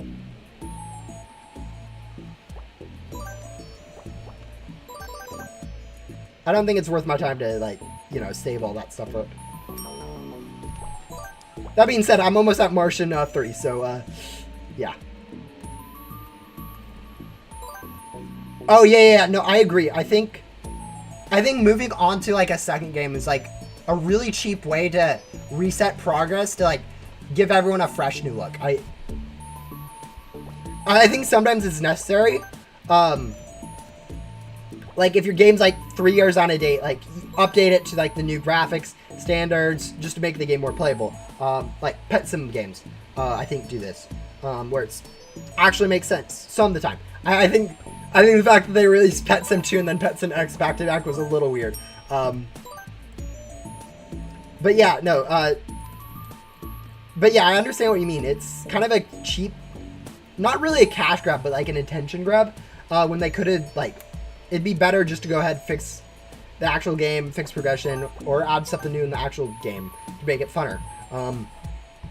But I think with, like, how games actually balance, it really is not feasible to do that. Oh, we need sugar sprouts, not watering cans.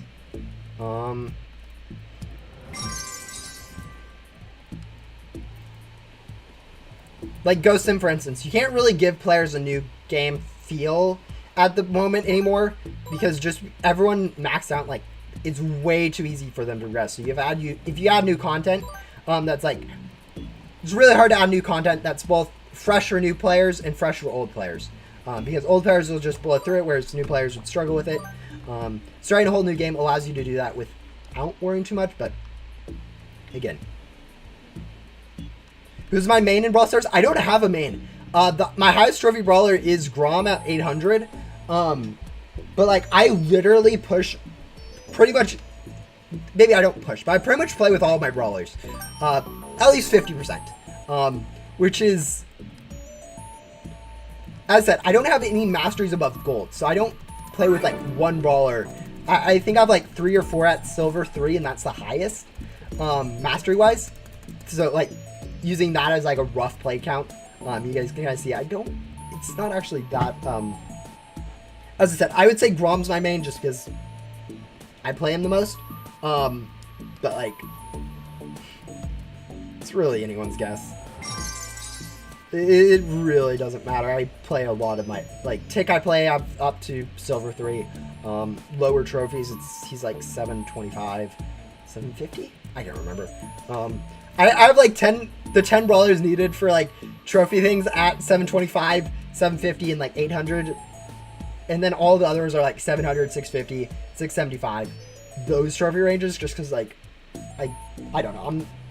I only play with randoms, which is really annoying sometimes, but actually, most of the time it's really annoying. Anyways, we need to go join public servers because we need to go do bosses for Fern.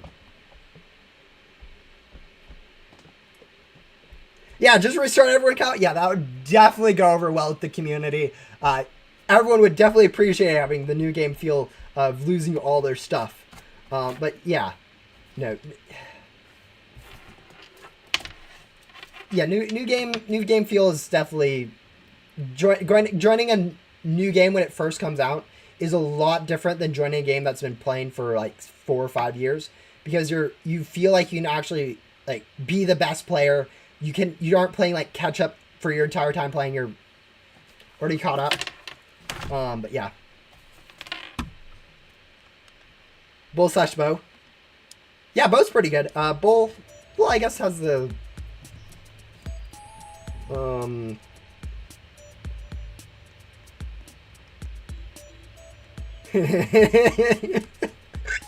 Oh, those eyes from blobs are hilarious.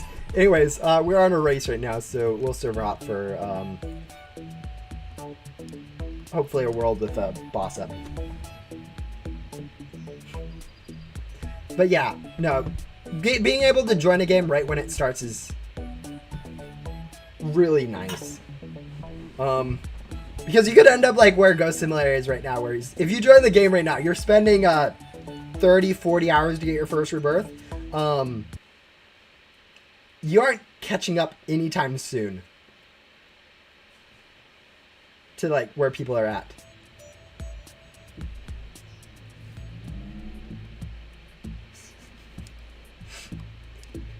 Yeah, no, that's my point. Fresh starting points always, I think, always nice in a game. I feel like it's possible. Like Backdoor did that for Ghost Simulator. When Backdoor happened, everyone had to start over without packs or vacs. Kind of nice. The problem is you had to go through all of Ghost World to get there.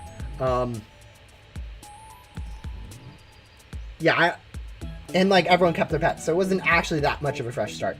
Other games do this with like new currencies and stuff, which I think is a good way to do it. I just think you have to balance it out in a way that actually makes it a fresh start rather than a you have good pets. Oh, here you go, freebie. Oh, race event next. We don't want to be in this server.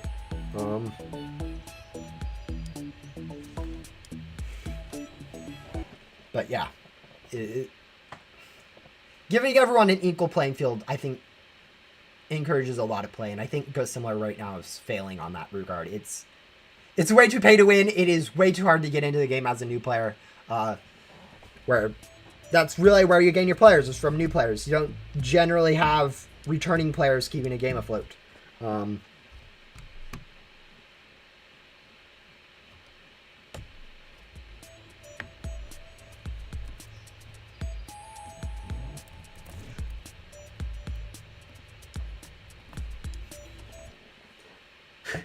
When are we going to find a boss? This is like the third server we've been in, and we haven't had anywhere bosses upcoming. We've had a race ongoing. We've had a, and then 2 races upcoming.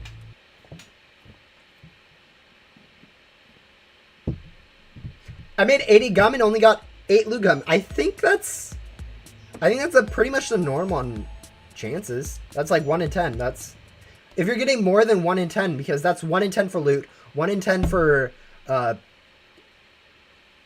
Zoom, no, yeah, Nitro. 1 in, I don't know, 6 for the commons each. That's pretty much the right ratio, if I remember correctly. Hello, we're just server hopping for bosses right now, so a lot of seeing races upcoming, obviously. Unless someone's in this server and we just keep joining the same server over and over, which is, I'm not ruling that out. That's definitely a possibility, but yeah. Yeah, I think I like to be maxed out for Halloween event. I know that's upcoming in like less than 2 weeks now.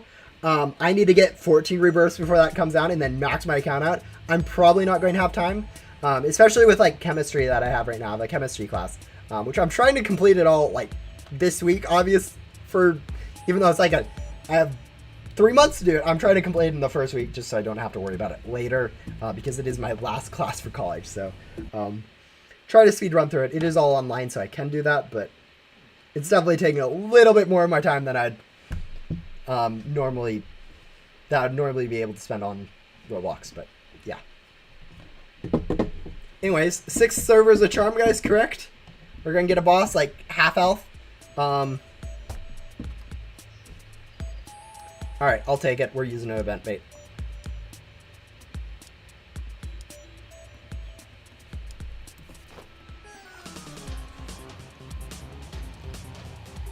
You have a boss? Too late. Too late. We're doing this, boss. Dun, dun, dun.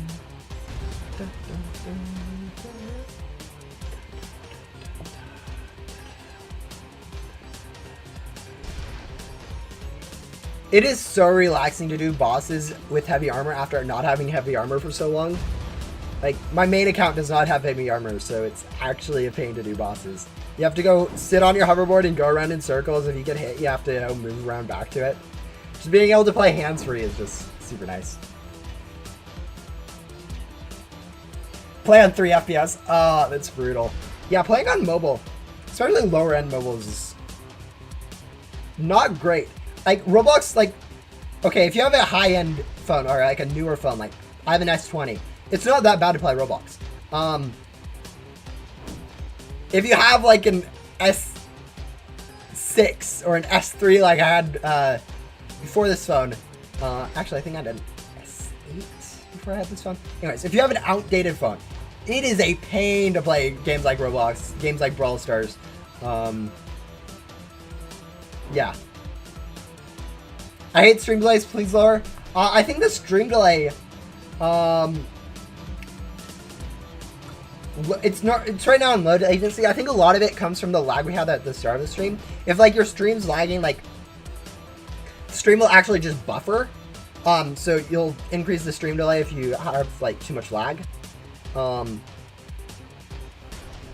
yeah. Just hands-free and fire boss music is amazing. Yes. No, I think heavy armor is like one of the most satisfying perks. I don't think it's super helpful, but it's definitely satisfying to have versus not to have. I have an iPhone C? SE? Okay. Alright, and then we also want to be selling with XGum, so we'll go ahead and do that.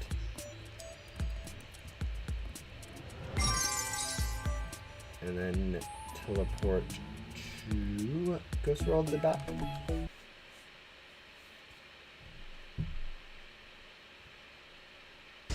Even with my PC, I can still lag.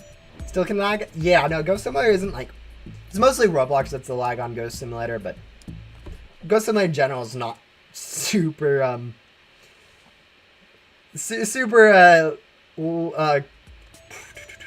device friendly. It's definitely a bit laggier. Oh, look, another boss. You know what we're going to do? You guessed it. We're going to go use another event bait.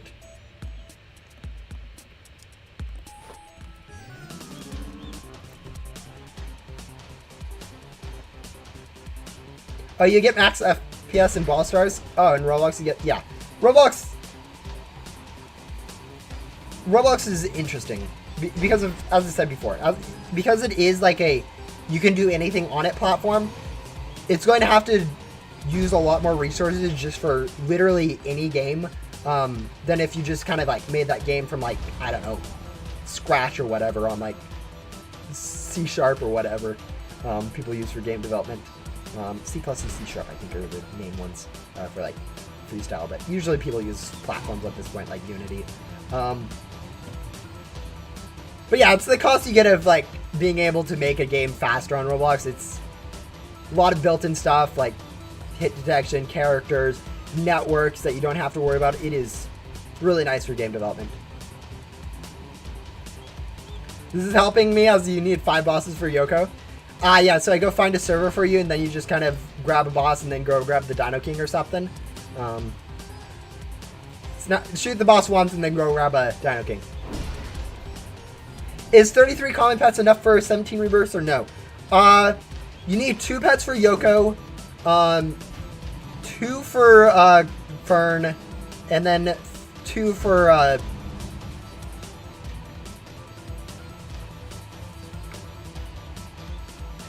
Blaze. So you need about 6 per rebirth. Actually, scratch that. You need 1 for Yoko, 2 for Fern, 2 for Blaze. In an absolute ideal world, if you do like them correctly. So you need about 5 per rebirth if you get Blaze and Fern.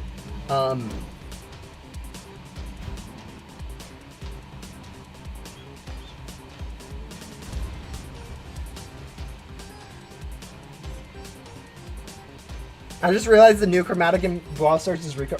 Oh, I haven't looked at my phone yet. I usually get notifications for, I haven't opened Brawl Stars, as I said.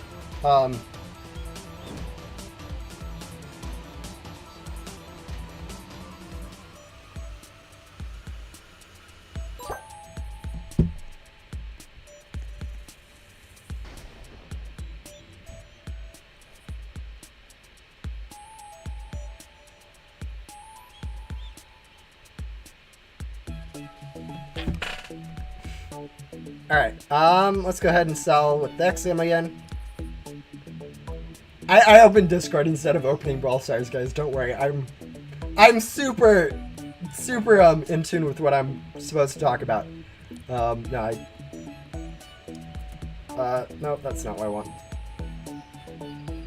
That's what I want to do. And then I want to go teleport to Ghost World. You need 2 for Yoko on one of the quests. He asks you to get 2 pets to level 5 or whatever. You can actually use 2 that you already leveled for, like Fern in a previous rebirth.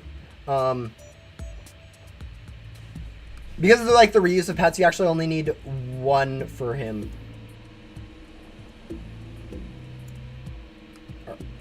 Just because you'll already have, like, the pets for level 7, level 5, or level 7, level 10, from the level 5 ones you get for that you have to use for Blaze and Fern already. So you use 1 for level 2 and level 4 and level 5. Oh, we want to get to that ASAP. Yeah, so yeah, you only really need 1 because you'll be able to reuse 2 from a previous rebirth.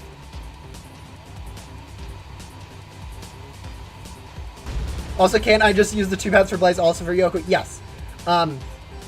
The issue here is you have to level up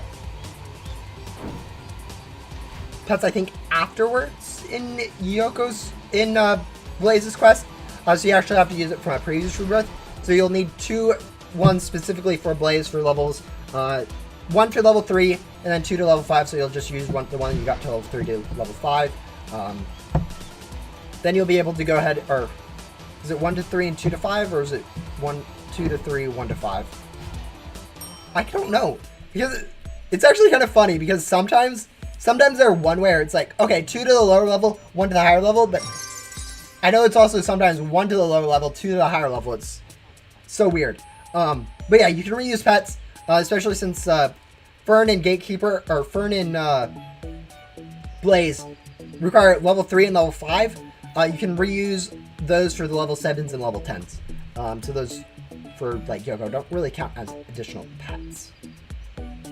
Oh yeah, we're going to Fern.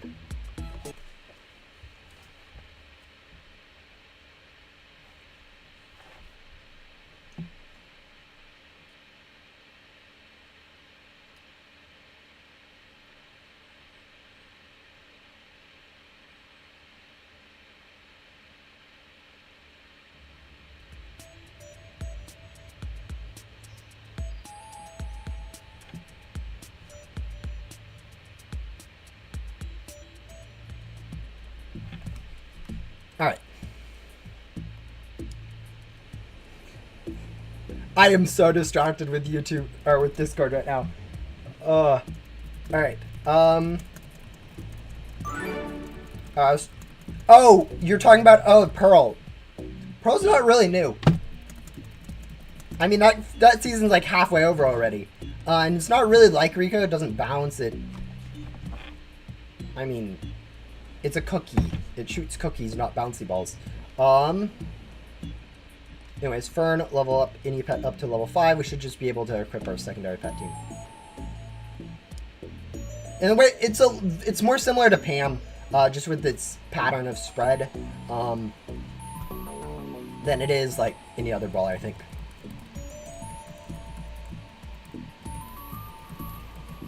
Maybe 8-bit would be another one, just because it's slow, decently ranged. But yeah, it's definitely a very unique brawler. I definitely wouldn't say it's really compares to any specific brawler.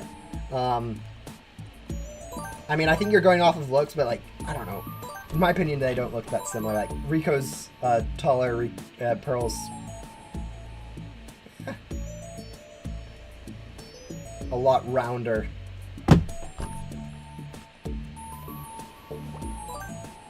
Alright, that's level 4.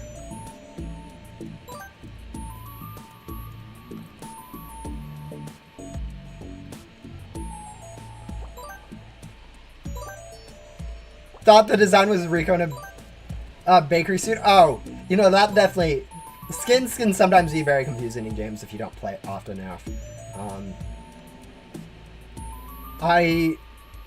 I know that's been talked about for one of the Clash Mini or whatever, where like a lot of the skins were confusing like new players on that game for like the alpha or whatever.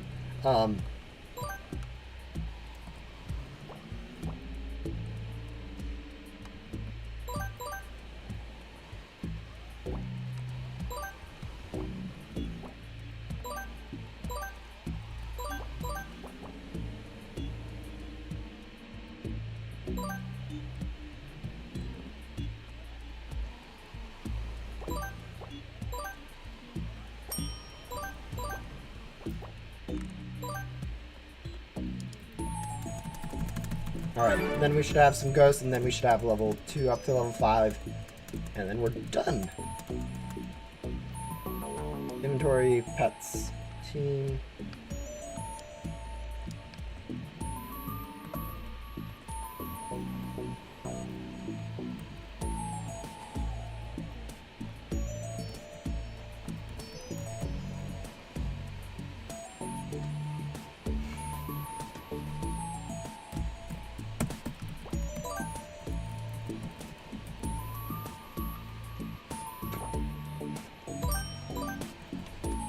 But yeah, I really don't like how in Ghost Simulator specifically, the gameplay actually gets faster as you progress in the game. Generally, what you want is the game to start out fast and then it to slow down so that people actually spend more time playing when they're more invested, rather than warding off all the people. And I really like this kind of, I mean, it's been about the same amount of time per quest. Like it took us like an hour for Adam, but like it took us like an hour and a half for Jesse, 2 hours for Finsley, and it's probably going to take, I mean, we've spent 2 hours on Fern already, but it's probably going to take us like 2 hours to do Fern, even though she is like 5 times further into the game than Finsley is. And really, I don't think that should be the case. I think especially like new NPCs in Remnant Zone, like endgame players are pretty much every time they add an NPC into Remnant Zone, done within the hour. Whereas new players are spending an hour stuck on literally the first quest in the game.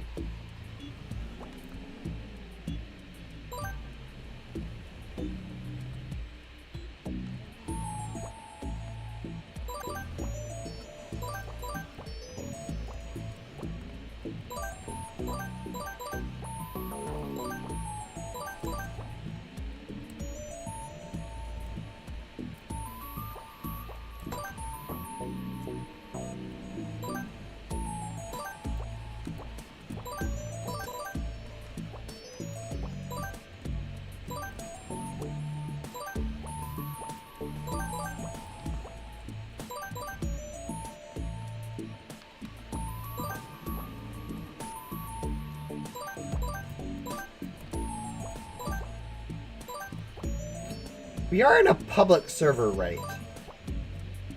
Because it doesn't feel like we're in a public server. It feels like we're getting all the ghosts we need and not having to worry too much about it. How many people are even in this server? Oh, okay, it's a small public server. That makes sense. Ding. And ding. And...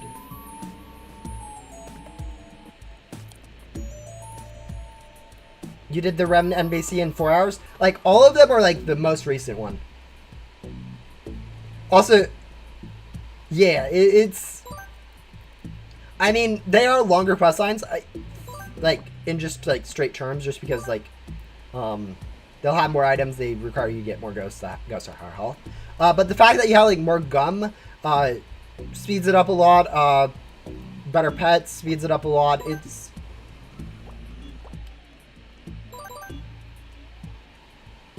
just overall, like, kind of a weird system.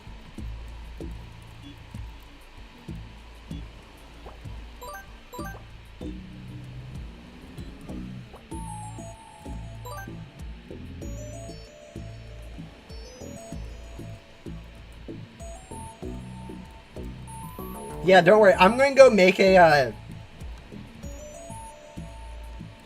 yeah, just because you just because it's two separate things. Like, you can canonically make a universe where everyone's 8 feet or like 20 feet tall, and then it has the same exact, like, you can be like, oh yeah, they're all taller, and it's like they're literal ants or whatever, and it's like, okay, so what does that mean? It doesn't mean much.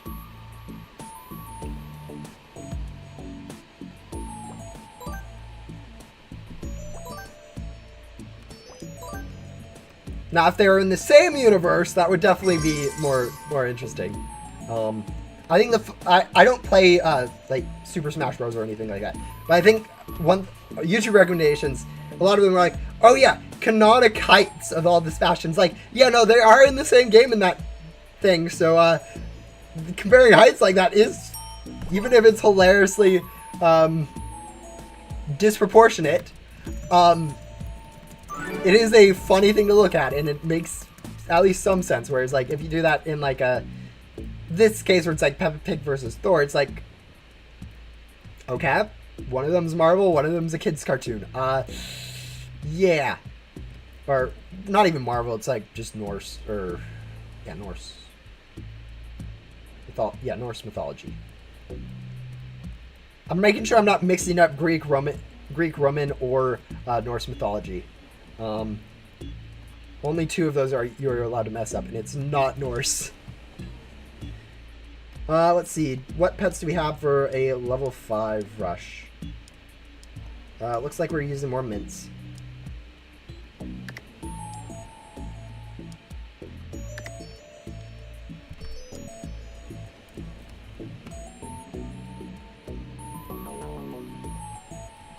Imagine a pig standing on its legs being 7 feet tall.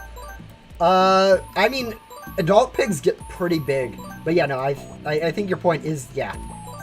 Canonically speaking, it's Peppa Pig is tall.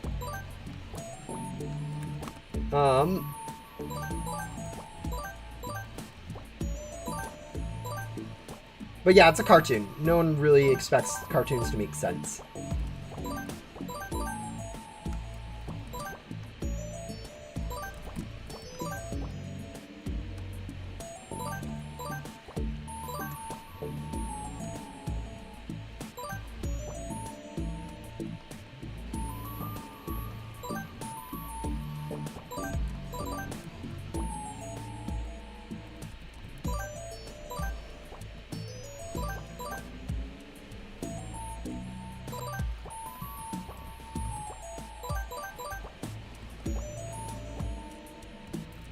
Yeah, you can get those ghosts. I just need ghosts for leveling up.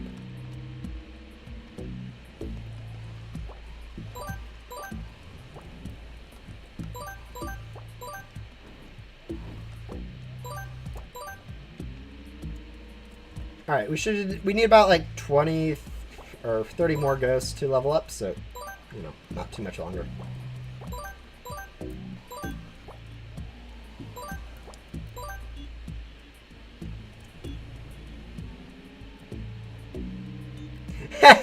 Yeah, no, build about her treasure. I think it's one of those games where it's like, it's a really cool idea, and I think I think that game's like really good, like how it's made out to be.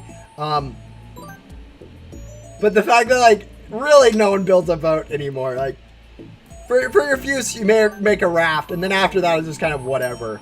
I think my most successful build on that is like a literal castle, just because, you know, that's what everyone builds.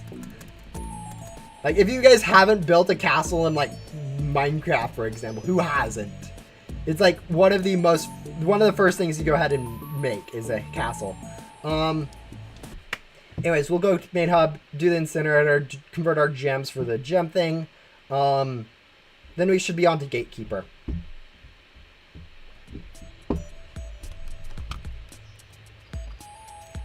Also, let's go switch our pet teams really quick.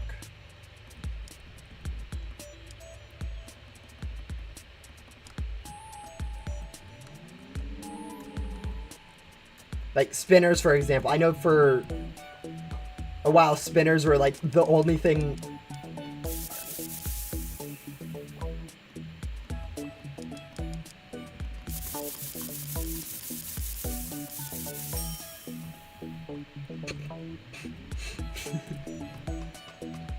That was interesting. I did not realize I was kind of out of items. Oh, wait, we can fast travel here and then just kind of use this to get to the inverter.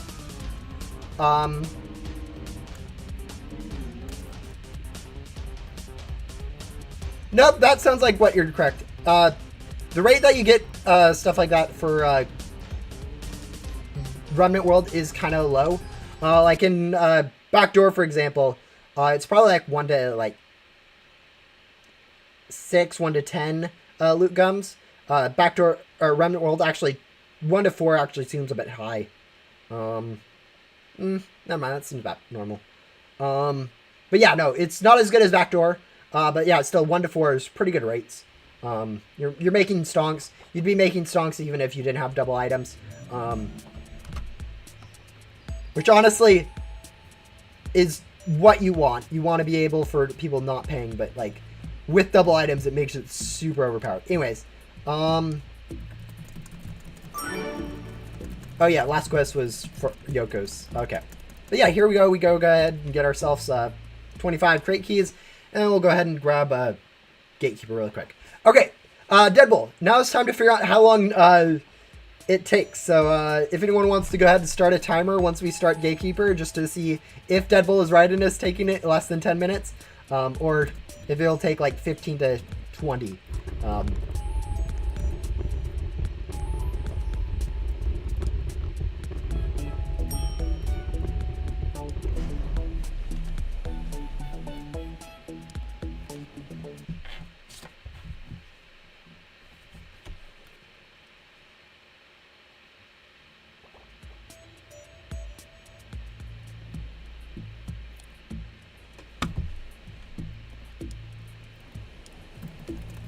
Alright, there we go. Done with Fern.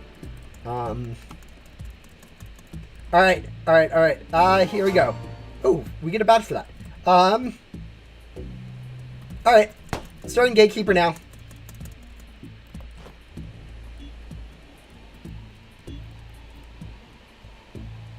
Oh yeah, we'll be needing to get items later, so we should go ahead and use loot gum. Because I'm not going to have all the items instantly, so this will hopefully make it so you do get the items. Rather than having to spend some time grinding for the items just specifically. You can just get them in advance.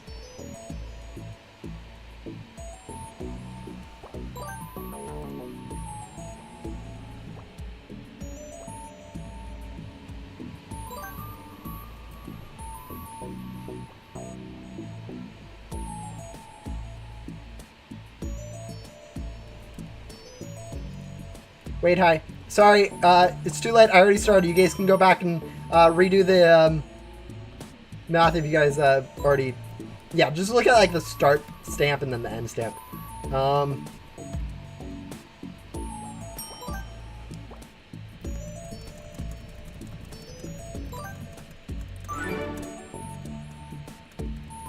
Rest in peace frame rates though. Like, I don't know why I'm lagging right now, but it's definitely going to slow down a little bit. Grab this? I can't grab it. Guys, I can't grab it. Come closer, Dragonflight. I need you. I actually need you.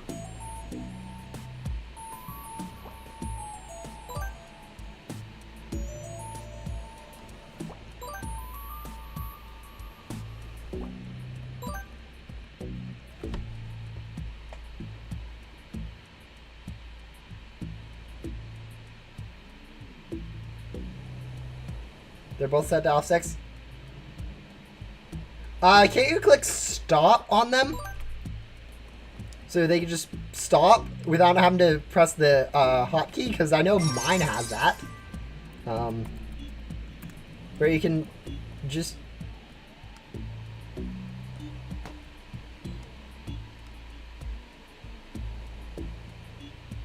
Someone's getting tilted on the obby, I think.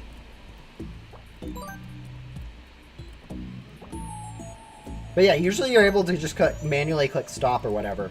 But yeah, no, that's funny. Or just close them. You know, either of those would work to stop the auto clicker without having to like stop your thing, unless like you don't actually have a manual screen for it, and if it's just like an application that senses when you click F6, which I think most auto clickers are a button type screen, so you don't have any of that difficulty.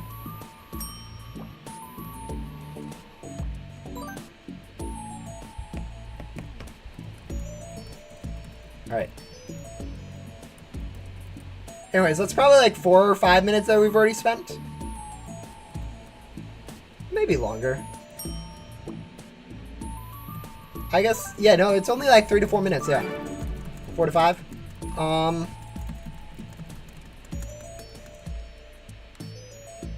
Yeah.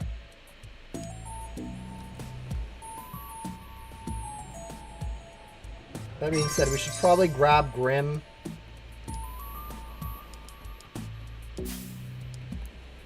Because next quest, if I remember correctly, is a boss.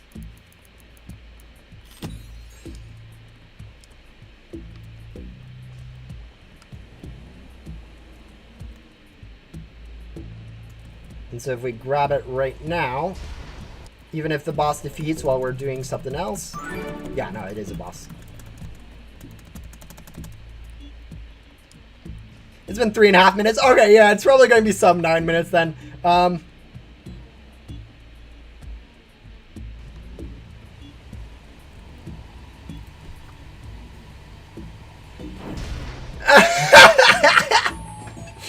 Oh. Oh no. So, okay, yeah, no, that would do it. Accidentally opening a lot more tabs and then turning off your one and accidentally starting 50 more. Yeah, no, that would... So instead of doing 1,000 clicks per second, you're now doing 50,000 clicks per second. Yeah, that would definitely do it. Hello, Levi? Eli? I can't remember. I think it's Eli. No. One of those two. I can't remember which. Or I could just call you 502 again. That would work. But yeah, hello.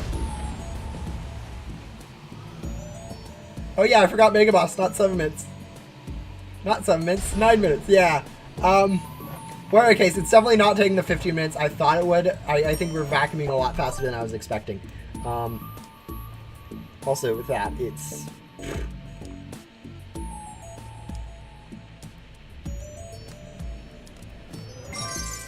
We're going to go ahead and sell.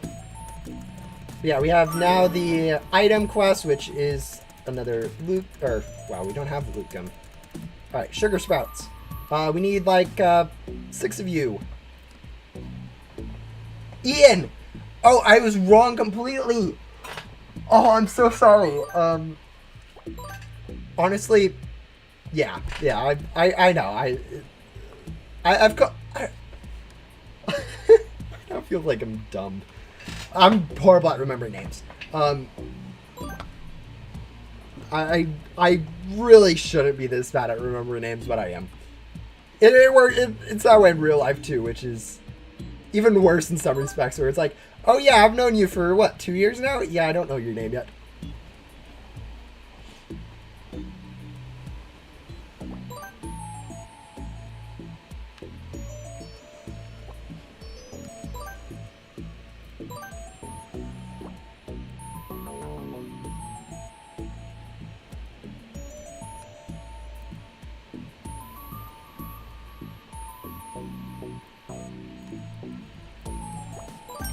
Six minutes.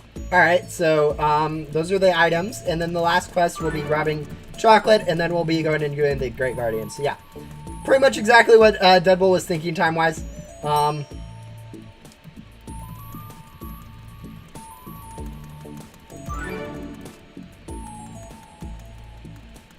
then we'll be Great Guardian, we'll do Nixie, Gatekeeper, oh,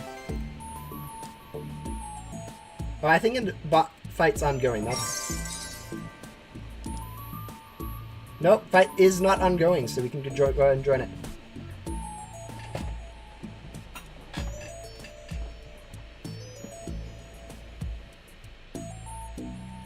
Hi, Remnant Zone isn't bad for grinding. I got 3 enchanted wrists for enchanted loot gum there. Oh, nice. Yeah, I'm sure that's replicable and a very good basis of calculation. Wait, was there a code in Ghost Sim that gave a boosted event drop gum? Yes. There was one that gave a lucky gum, and I think there was another one that gave a boosted event drops. I might be wrong on that, but there's definitely some you got from Quest during the anniversary event, which, you know, no one's really used. I am not joking about devs. Okay, I literally, the second boosted gums came out, I tried them out. I did a whole stream on it, 3 hours, used each of the gums, and then I pretty much gave my feedback immediately that, hey, these gums need to be buffed, like, a lot, and nothing's happened. Oh, and we need to shoot the boss manually. I don't have the auto shield blaster. 7 minutes, yep.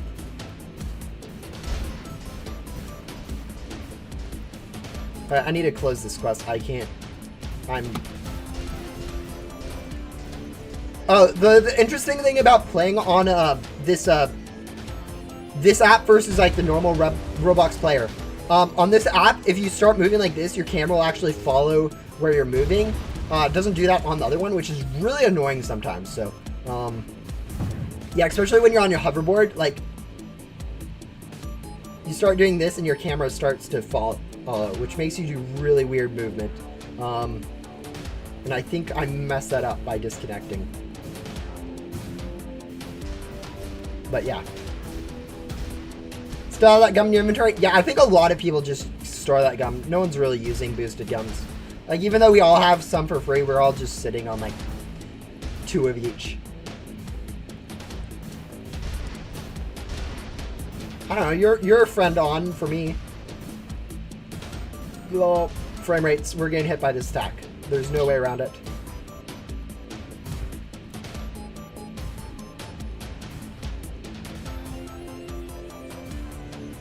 They're going to get hit by this attack too. When you're lower than like 10 FPS, you can't actually dodge attacks, which is... Actually, we're going to have to do this 2 cycles, I think. What are you doing? Alright, thank you. Hopefully we can do this with the normal 2 cycle, but I think we're doing 3 cycles here. Just because I disconnected the vacuum trying to show you guys how the hoverboard works. Yeah. See how he didn't get up a second time? He's, even though he is on 67, which is generally where he comes back up automatically.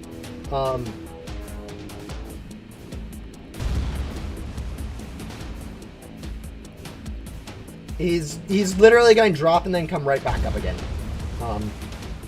His colors doesn't change. He's still blue. He'd go yellow if he was actually ready. 10 minutes. Yeah, Great Guardian takes a while. Ag! Stupid scroll. There you go. Now he has the new attack pattern, so we actually want to be far away off our board. Hopefully it just does a lot of those grab attacks, because those are easy to avoid. Or not easy to avoid. I mean...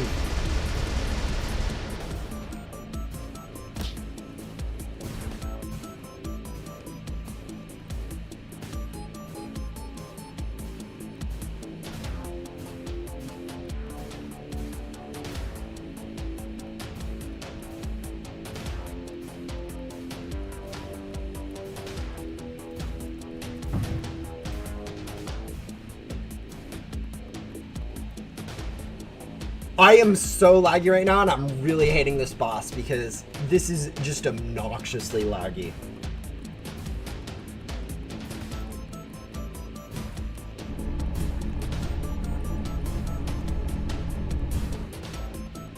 Like, 3 FPS is not fun. Look how slow we're shooting. Like, usually you're able to shoot like 4 times as fast. So this boss is going to take 4 times as long just because, we're getting hit by this deck. Yeah, we're not actually winning this. We literally should just quit now. But we're going to die halfway through this. This is obnoxious. Because there's no way I can dodge his attack with this lag.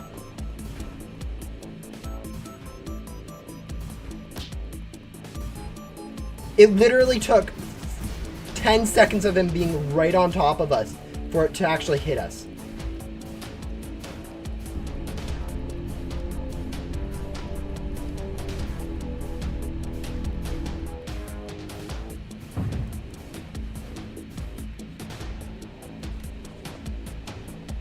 Hello.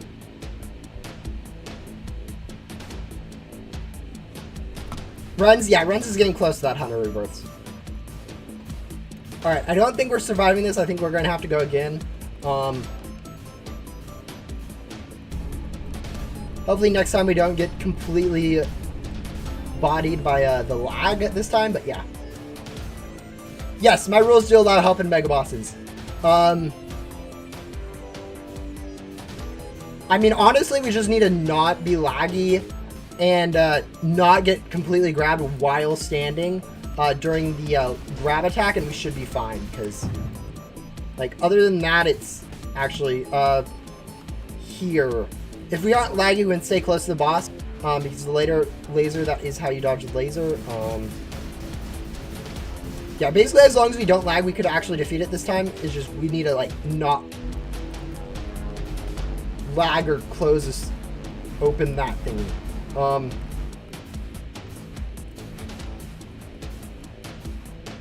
Okay, yeah, 2 lasers, that's perfect. Basically, we need to not lag and have him do a rush attack at us at the same time. Might win, yeah, it's really down to this. This is the last cycle.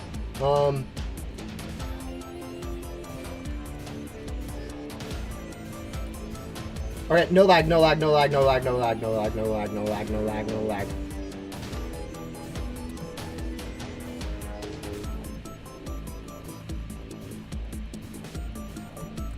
Nope, no, no, nope, we're too laggy, we're too laggy, we're too laggy.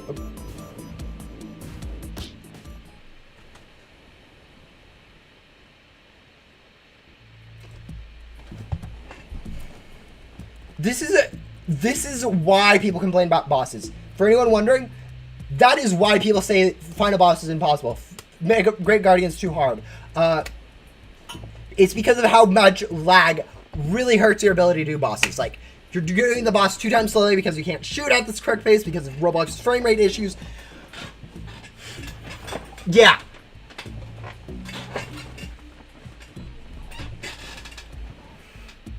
This is why bosses in Ghost Sim are a pain, because if you're playing on a bad device like a phone, laggy device like an old laptop, you're not playing.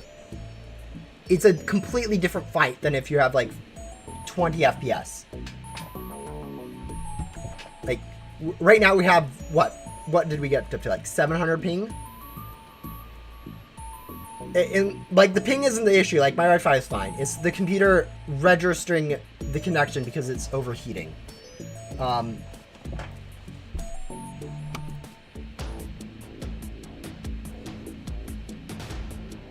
Yeah, and one other player, basically I'll half the amount of attacks that hit you. 30-second stream delay. Wow.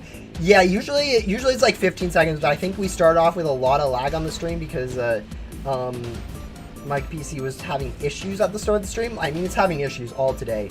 But like, especially at the start of the stream, it was lagging, which caused it to kind of really slow down, like stream it, so it added a lot of stream delay. Yeah. Also, the changing whenever you move like this is just really, like, I'm using WASD.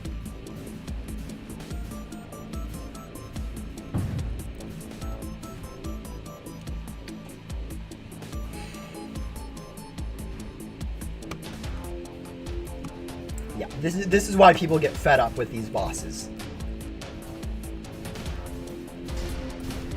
But yeah, no, doing a if you have consistent good FPS, then yes. Yeah, sub 10 would definitely be normal. But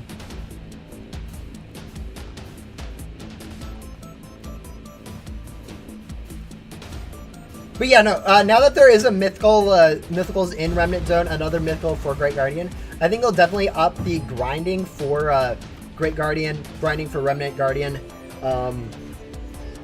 I might actually, well, I get 4 keys per rebirth.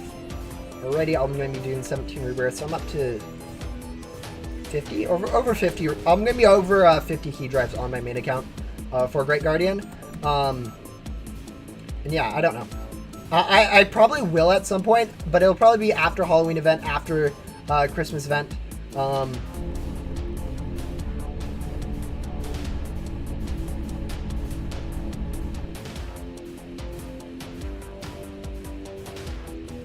Because, like, honestly, those events coming up, I have rebirths to do until then.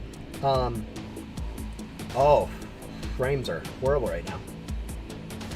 You're at 18 minutes right now? Oh, we've spent over 10 minutes doing Great Guardian, just stuck in FPS torture.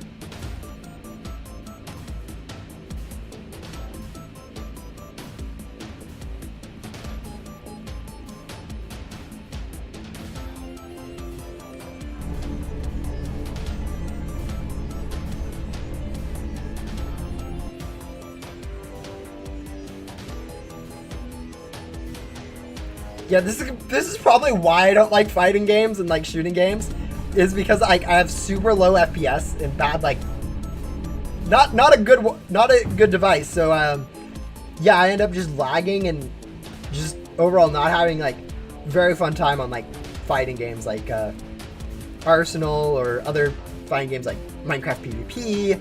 All those games I end up lagging way too much for it to actually be like fun.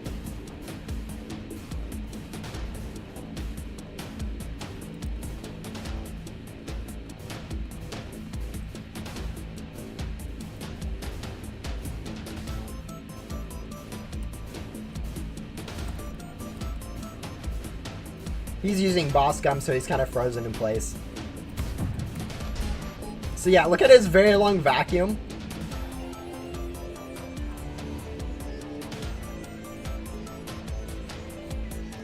Yeah, it's fine.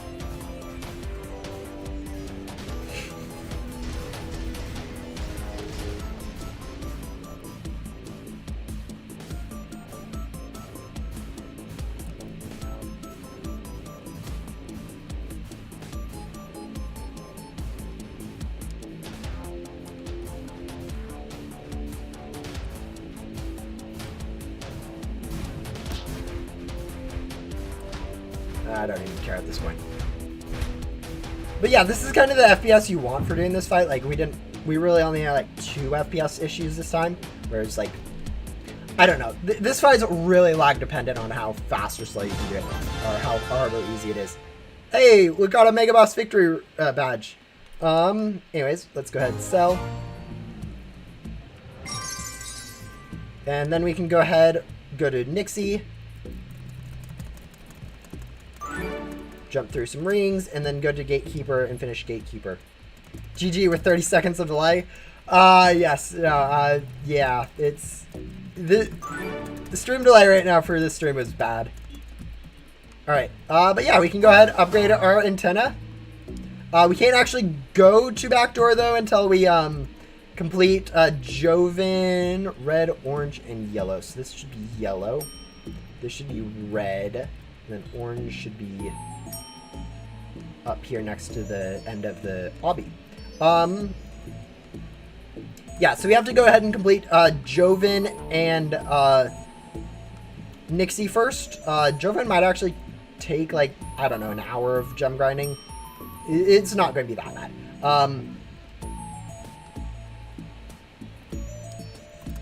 Yeah, Nixie should be done pretty soon. Defeat the Grim Boss 5 times. Okay, I forgot about this quest, guys. It might not be that quick. Actually, that being said, this should probably allow us to upgrade our pack again. Or vac. Doesn't really matter. We aren't doing too many more quests in here. A legendary better pet from Pet Crate 7 won't be that hard. Actually, we can go ahead and do that now if we want to. Like, we have enough.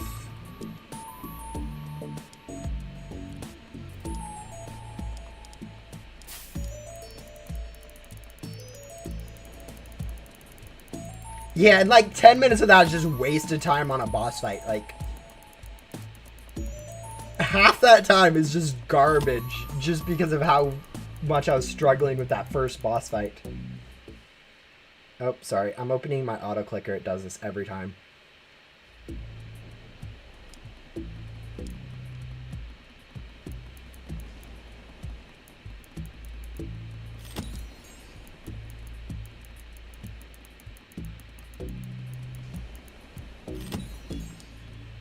Pet inventory is full. Okay, I now need to clean up my pet inventory, and this is not going to be fun because I have a lot of stuff unlocked at this moment that really shouldn't be unlocked.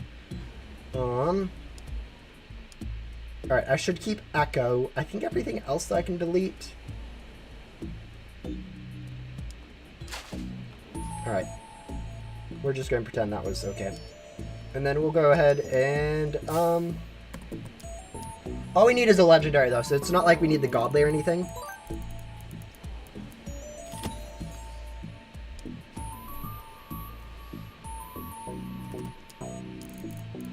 Or we can use 8 crate keys.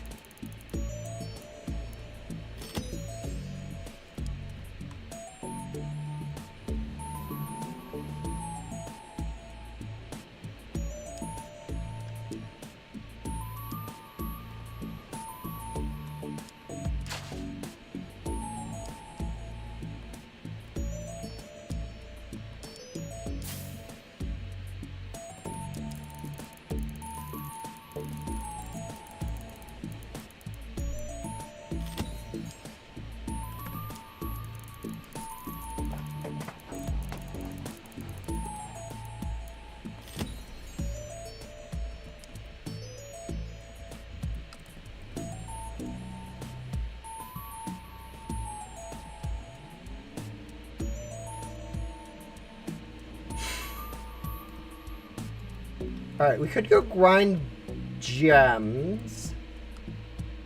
Because I'm fairly sure this amount of gems in the soul converter is like 100,000. Like, it's not... Okay, it's almost 1 million, but again, it's not something I'm willing to convert. Because this will be able to upgrade vacuums and packs still. Whereas main hub, I can actually get more for less.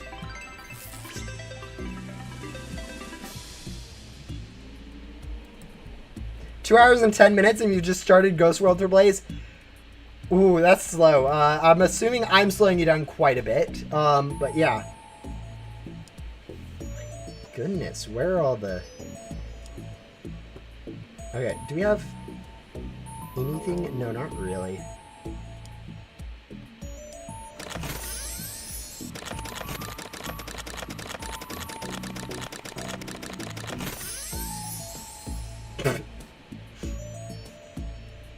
We just blew through that many loot bags and we didn't get any anything from it. That's... Alright, some more crate keys. Skateboard! That's new.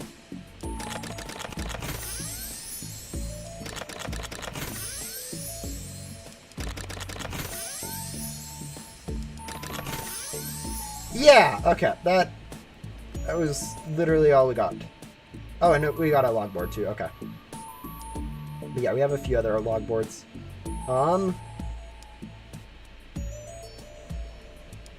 Lock that, we'll lock that. We'll go ahead and grab Grim.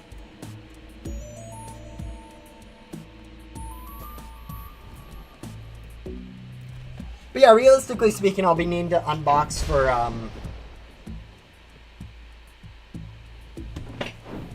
Joven, so I'll need to go ahead and do some gem grinding. It's been about 2.5 hours so far, so 2.5 hours to get through the rest of Ghost World, basically. Might have some grinding that I'll probably just do off stream, for, like, the godly. Just because, like, I really only have, like, 30 minutes left in this stream before I'm just going to go ahead and call it quits.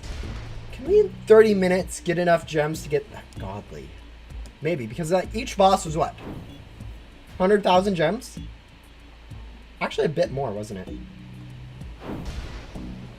And maybe if we convert some Ghost World items, we'll be able to get some Ghostly X gun?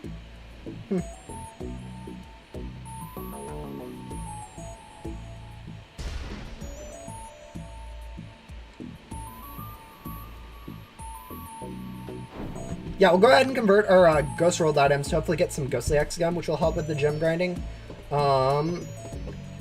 I don't know what the next quest for Nixie is.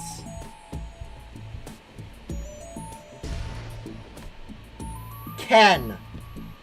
I have Joven and Nixie I need to do first. At least need to do... I mean, I know Nixie resets when you rebirth, but... she's easy enough to do right now, so I'm going to go do her.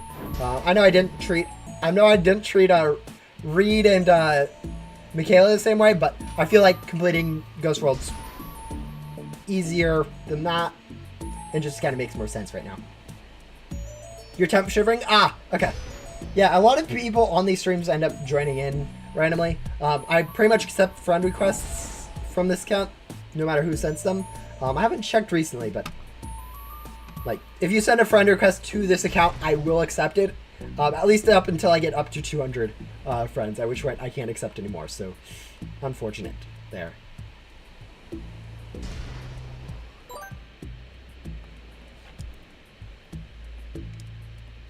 Alright. Yeah, we aren't really using non-X gum, so let's do that. Then let's go ahead and turn our items into gum. Because we aren't going to need any more of these items, I think. 45, 90, 270, or 235, 225 for 5.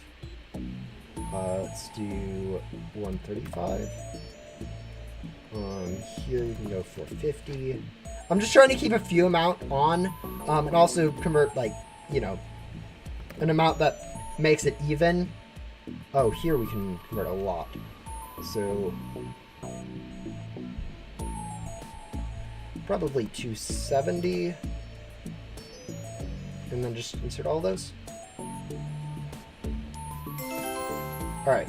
4 Ghostly X Gum, that's what we mainly care about. We've also got a few Lucky Gum, which probably be helpful.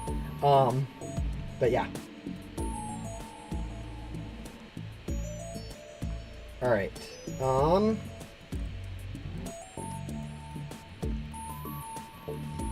I just got lazy then. I now want to grind Glitchy Gum instead of Enchanted Gum because, yeah. No, I'm definitely in that same boat. It's a lot easier to grind Glitchy Gum than Enchanted Gum, so pretty much my entire stockpile on my main account is Glitchy Gum. Let's go ahead, join main hub, and then do some gem grinding there. Because actually, the way I'm grinding gems on this account is pretty much the same as what I've been using on my main account for gem grinding. Bosses spawned. Yes. Count me in for that. Basically, collect as much ectoplasm as possible, doing boss, or not really doing bosses, but like mainly doing the last few areas of the world, like mainly the ice cave, but also grabbing some from the volcano and kind of just alternating between those. So I usually start on volcano, or you guys will see. But you start an ice cave, go grab all the, go grab some on the beach and on the underwater, go into volcano, grab a few from the volcano, and then go back to ice cave for it to refresh. It's a pretty actually good way to grind gems. Not the best. It's better to be grinding gems in Remnant World from your currencies, but it's not bad. Especially when you have a bigger pack, because you don't need to actually sell every time, so you can actually conserve X-Gum and like save time by not having to, like, you know, sell every half of a minute or whatever, every minute or whatever, like you do in Remnant World. The only, as I said, like, thing is, on this account, I have a lot less pet stats. I have a lot less tycoons because I don't have any rebirths yet. Hey, I do accept all friend requests. Race is about a... Alright, go and join the race. You forgot your 2 work to 4-day Ghost Similar private server? You saw you? Yeah, nice.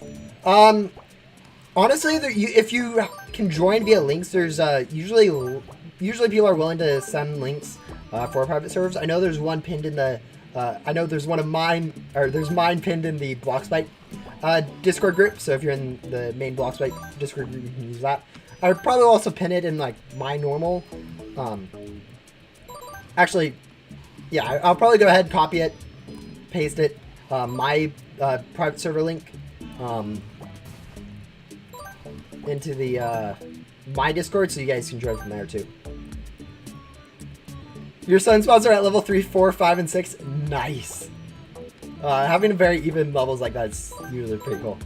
Or if they're all at the same level is also nice. Like if you unbox them all at the same time, and then you just have a full, nice, clean that have leveled up at the same time, that'd also be very cool. But yeah, most of the time it's just not even worrying too much about your levels. Like I know on this account, they're just kind of whatever levels. Like all of them are at level 8, but they're all at different stages of level 8. Then you're at 1. Rest in peace.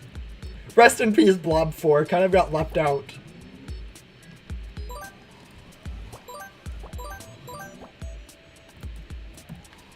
Actually, it's kind of...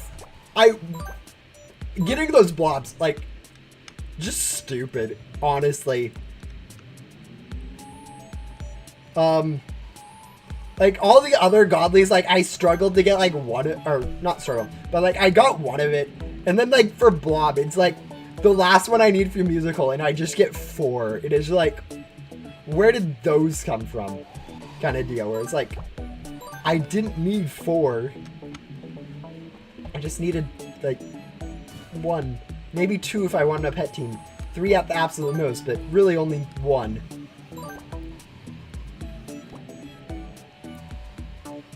Actually, we should have used our key drive on the Great Guardian chest. I really should have.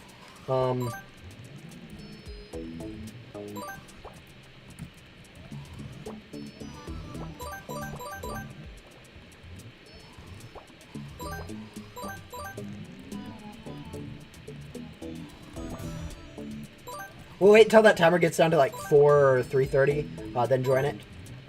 Just because it's faster to go ahead and just keep grabbing these ghosts. In reality, it's actually fastest just to be like going and doing this. But the double range that you have is on my main account is actually a lot better for doing these quick grabs of ghosts.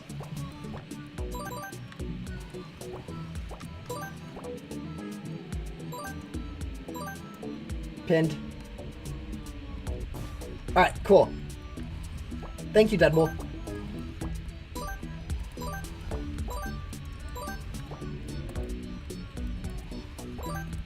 Yeah, so if in the main server, Bloxbite server, or in my server, you should be able to find a pinned of my private server. The thing about private servers in Ghost Simulator, if you ever switch from the main hub, like the main hub you first join, if you switch to Ghost World and then switch back to main hub, you'll be in not the main part of the private server, so no one can actually know if you're using it. So if you don't want other people seeing you in it, since it is like kind of open to everyone, or I'll occasionally use it, you can just go into a main hub, switch from main hub to like Ghost World, and then switch back to main hub, and you'll be in your own main hub private server. You don't have to deal with other people. Perfectly fine. And yeah, all the other worlds are obviously, since you have to switch on a main hub to get into them, going to be solo anyways. But yeah, I think they're called reserve servers when you join something other than main hub in a private server, just because you can't have a private server covering multiple servers. So it ends up being just sending you to your own reserve server of just yourself. Which, you know, it's kind of unfortunate for people who want to play with friends. We need to join this.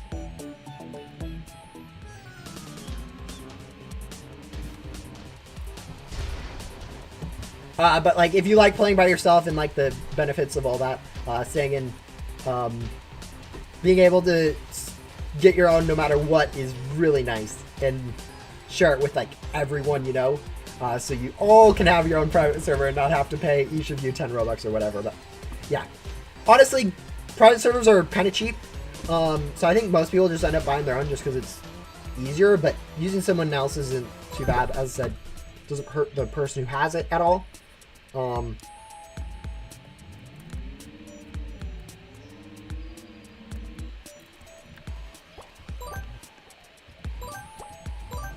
they don't really mind, and I mean, if you're playing more, that's probably better to the devs than the 10 Robux.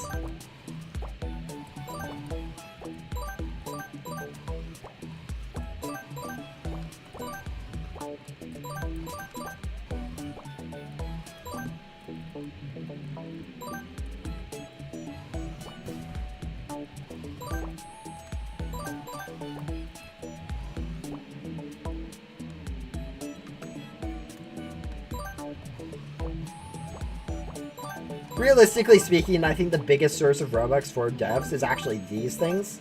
Just because, like, traders are actually buying that stuff. Like, people will regularly buy that entire shop 6 times, either for full pet teams or for trading for someone else. Usually they aren't buying it for stats. I mean, every once in a while someone new will buy one for stats, but usually people are using those store items for trading and stuff, so. Honestly, boosted gums would probably be a decent source too if they buffed them a little bit. Like, I could see some boosted gums them adding, not being overpowered, but being something that people would buy, just because it's helpful. I think if they released a gum that gave you like an hour of like 3 times vacuum speeds, 3 times X gum, like 3 times cell multiplier, 3 times loot drops, 3 times like gem drops, just like all those like grindy stuff that you'd want, people might actually use it. If they upgraded like the event drops up to like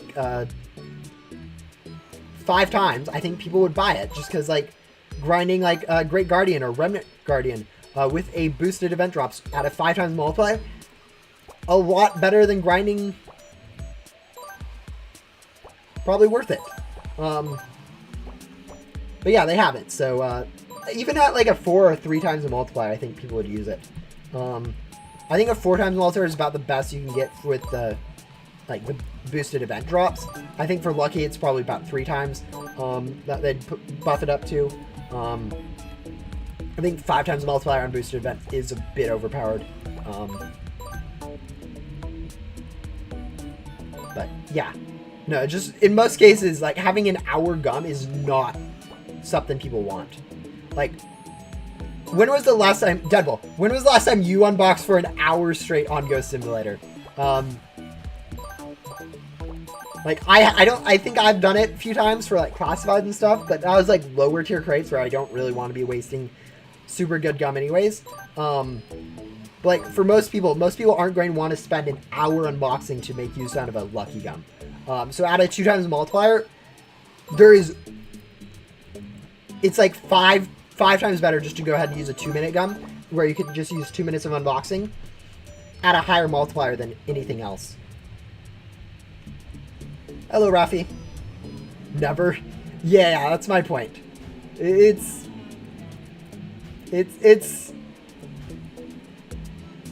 boosted gums either need to be removed or majorly buffed. You've never unboxed for an hour, yeah. I think I've done it for like streams and stuff, but like, no, if it was, I think it was 3 times the multiplier, it would be pretty balanced. Like, that's worse than Enchanted, but it's easier to buy, so a lot of the pay-to-win people will be just like, hey, I don't need to grind for Enchanted Lucky Gum. I can just go use a 3 times multiplier. I'm not getting as good rates, but, you know, you're still getting, like, good rates. It's better than glitchy gum. Yeah. I don't think that would be too hard to do. I think that would be pretty balanced. Of course, there are people, like one of the more whaley players, not going to say who, was like, when only glitchy gum was out, it was like, hey, I'd do that in a heartbeat. I'd buy it like 10,000 times. That's all I'd use if they came out with a 3 times lucky gum. It was like, hey, that's a bit overpowered, is basically what they're saying. But like, it's 300 Robux per an hour of unboxing. It's, I think at the moment it is literally useless. So yeah, being a bit overpowered for 300 Robux is probably needed, especially considering like double luck is like 650, and that's permanent. So double luck for an hour for, I know it stacks, so it's not like, it's kind of apples to oranges comparison, but yeah, it could be a bit better. Alright, I'm kind of getting tired of grinding, guys, if you guys can't tell. Alright, let's go see. What do we sell for? Oh, almost 1 million gems? That was what, like 15 minutes of grinding and we got 1 million gems? Almost a million. It's like 900 million. 900,000.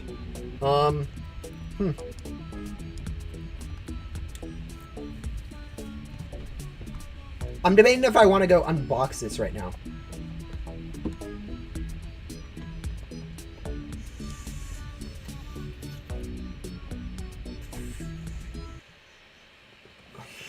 Because this is what, like 20 crates? 25 crates? I love 2 FPS. Oh yeah, no, lag in those races is the worst. If you like lag at all during a race, you're like literally gone.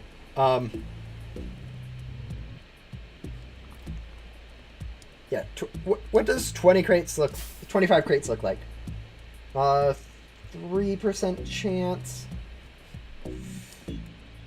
Doubled with Ghostly, so 6%. Alright, I think that's good enough for us to warrant using it. Oh, there's a Grim. We need to go find Grim. Grim is up here, it looks like.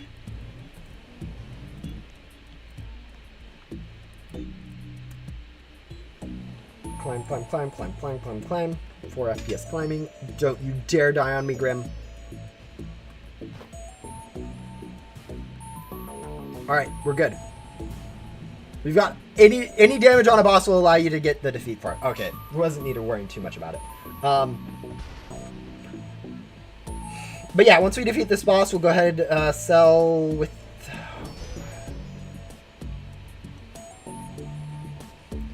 Lucky without an X gum. Sell without an X gum so we can use Lucky Gum later, just to hopefully get that Joven up. But yeah, we'll probably finish Nixie. I will between streams complete Joven or whatever, or at least get the gems necessary to complete Joven, which will probably be like an hour of grinding, just an hour I'm not doing today. Yeah, and then next stream we'll go ahead and start into Backdoor, which should be, I'm going to say quick. It's going to be quicker than like Shelly or Jax in Ghost World. It's still going to take like 3 hours per each NPC, but definitely better than 15 hours.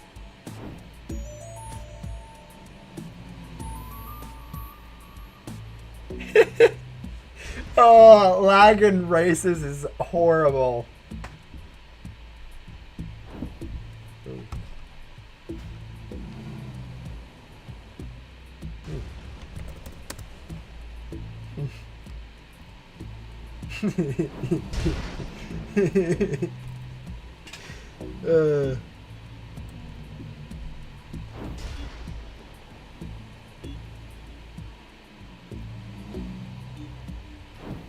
Alright. Again, we're going to sell without X Gum because I want to go switch straight over to a Ghostly Lucky Gum. Ghostly Lucky Gum. Equip. Alright. So the idea would be to hopefully get Cosmic ASAP. So, like, if we can just get Cosmic in, like, one of these crates, that would be, like, best case scenario. But, yeah.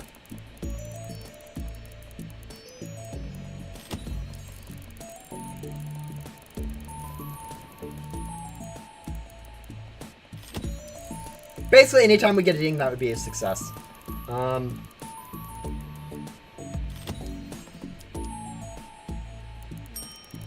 There we go, we got a ding. So hopefully that's a Cosmic and not just the, you know, Echo, but it's probably just Echo, knowing chances. It gets a much higher chance of just being Echo.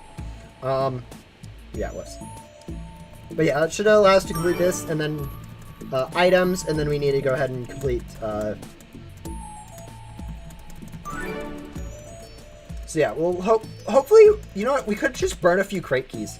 Like, the crate keys aren't as useful in this account as they are on, like, normal. And I think...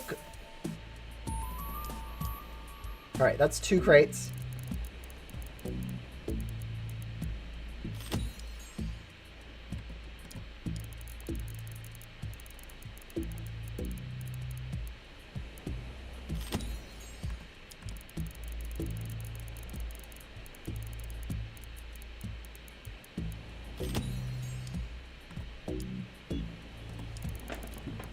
That was 14. Alright, I'm going to have to end the stream now. So, you know, in between streams, I'll probably go ahead and finish up Nixie and Joven. They won't be too exciting. I might just collect the gems for unboxing for the Cosmic later. But for now, been a nice stream. I will hopefully see you guys next week on Monday for, to continue it. So, yeah, I'll probably do about an hour gem grind. Maybe a little bit more. Maybe like 3 hours so we have gems for main or for backdoor. But yeah, I'll see you guys then. Bye.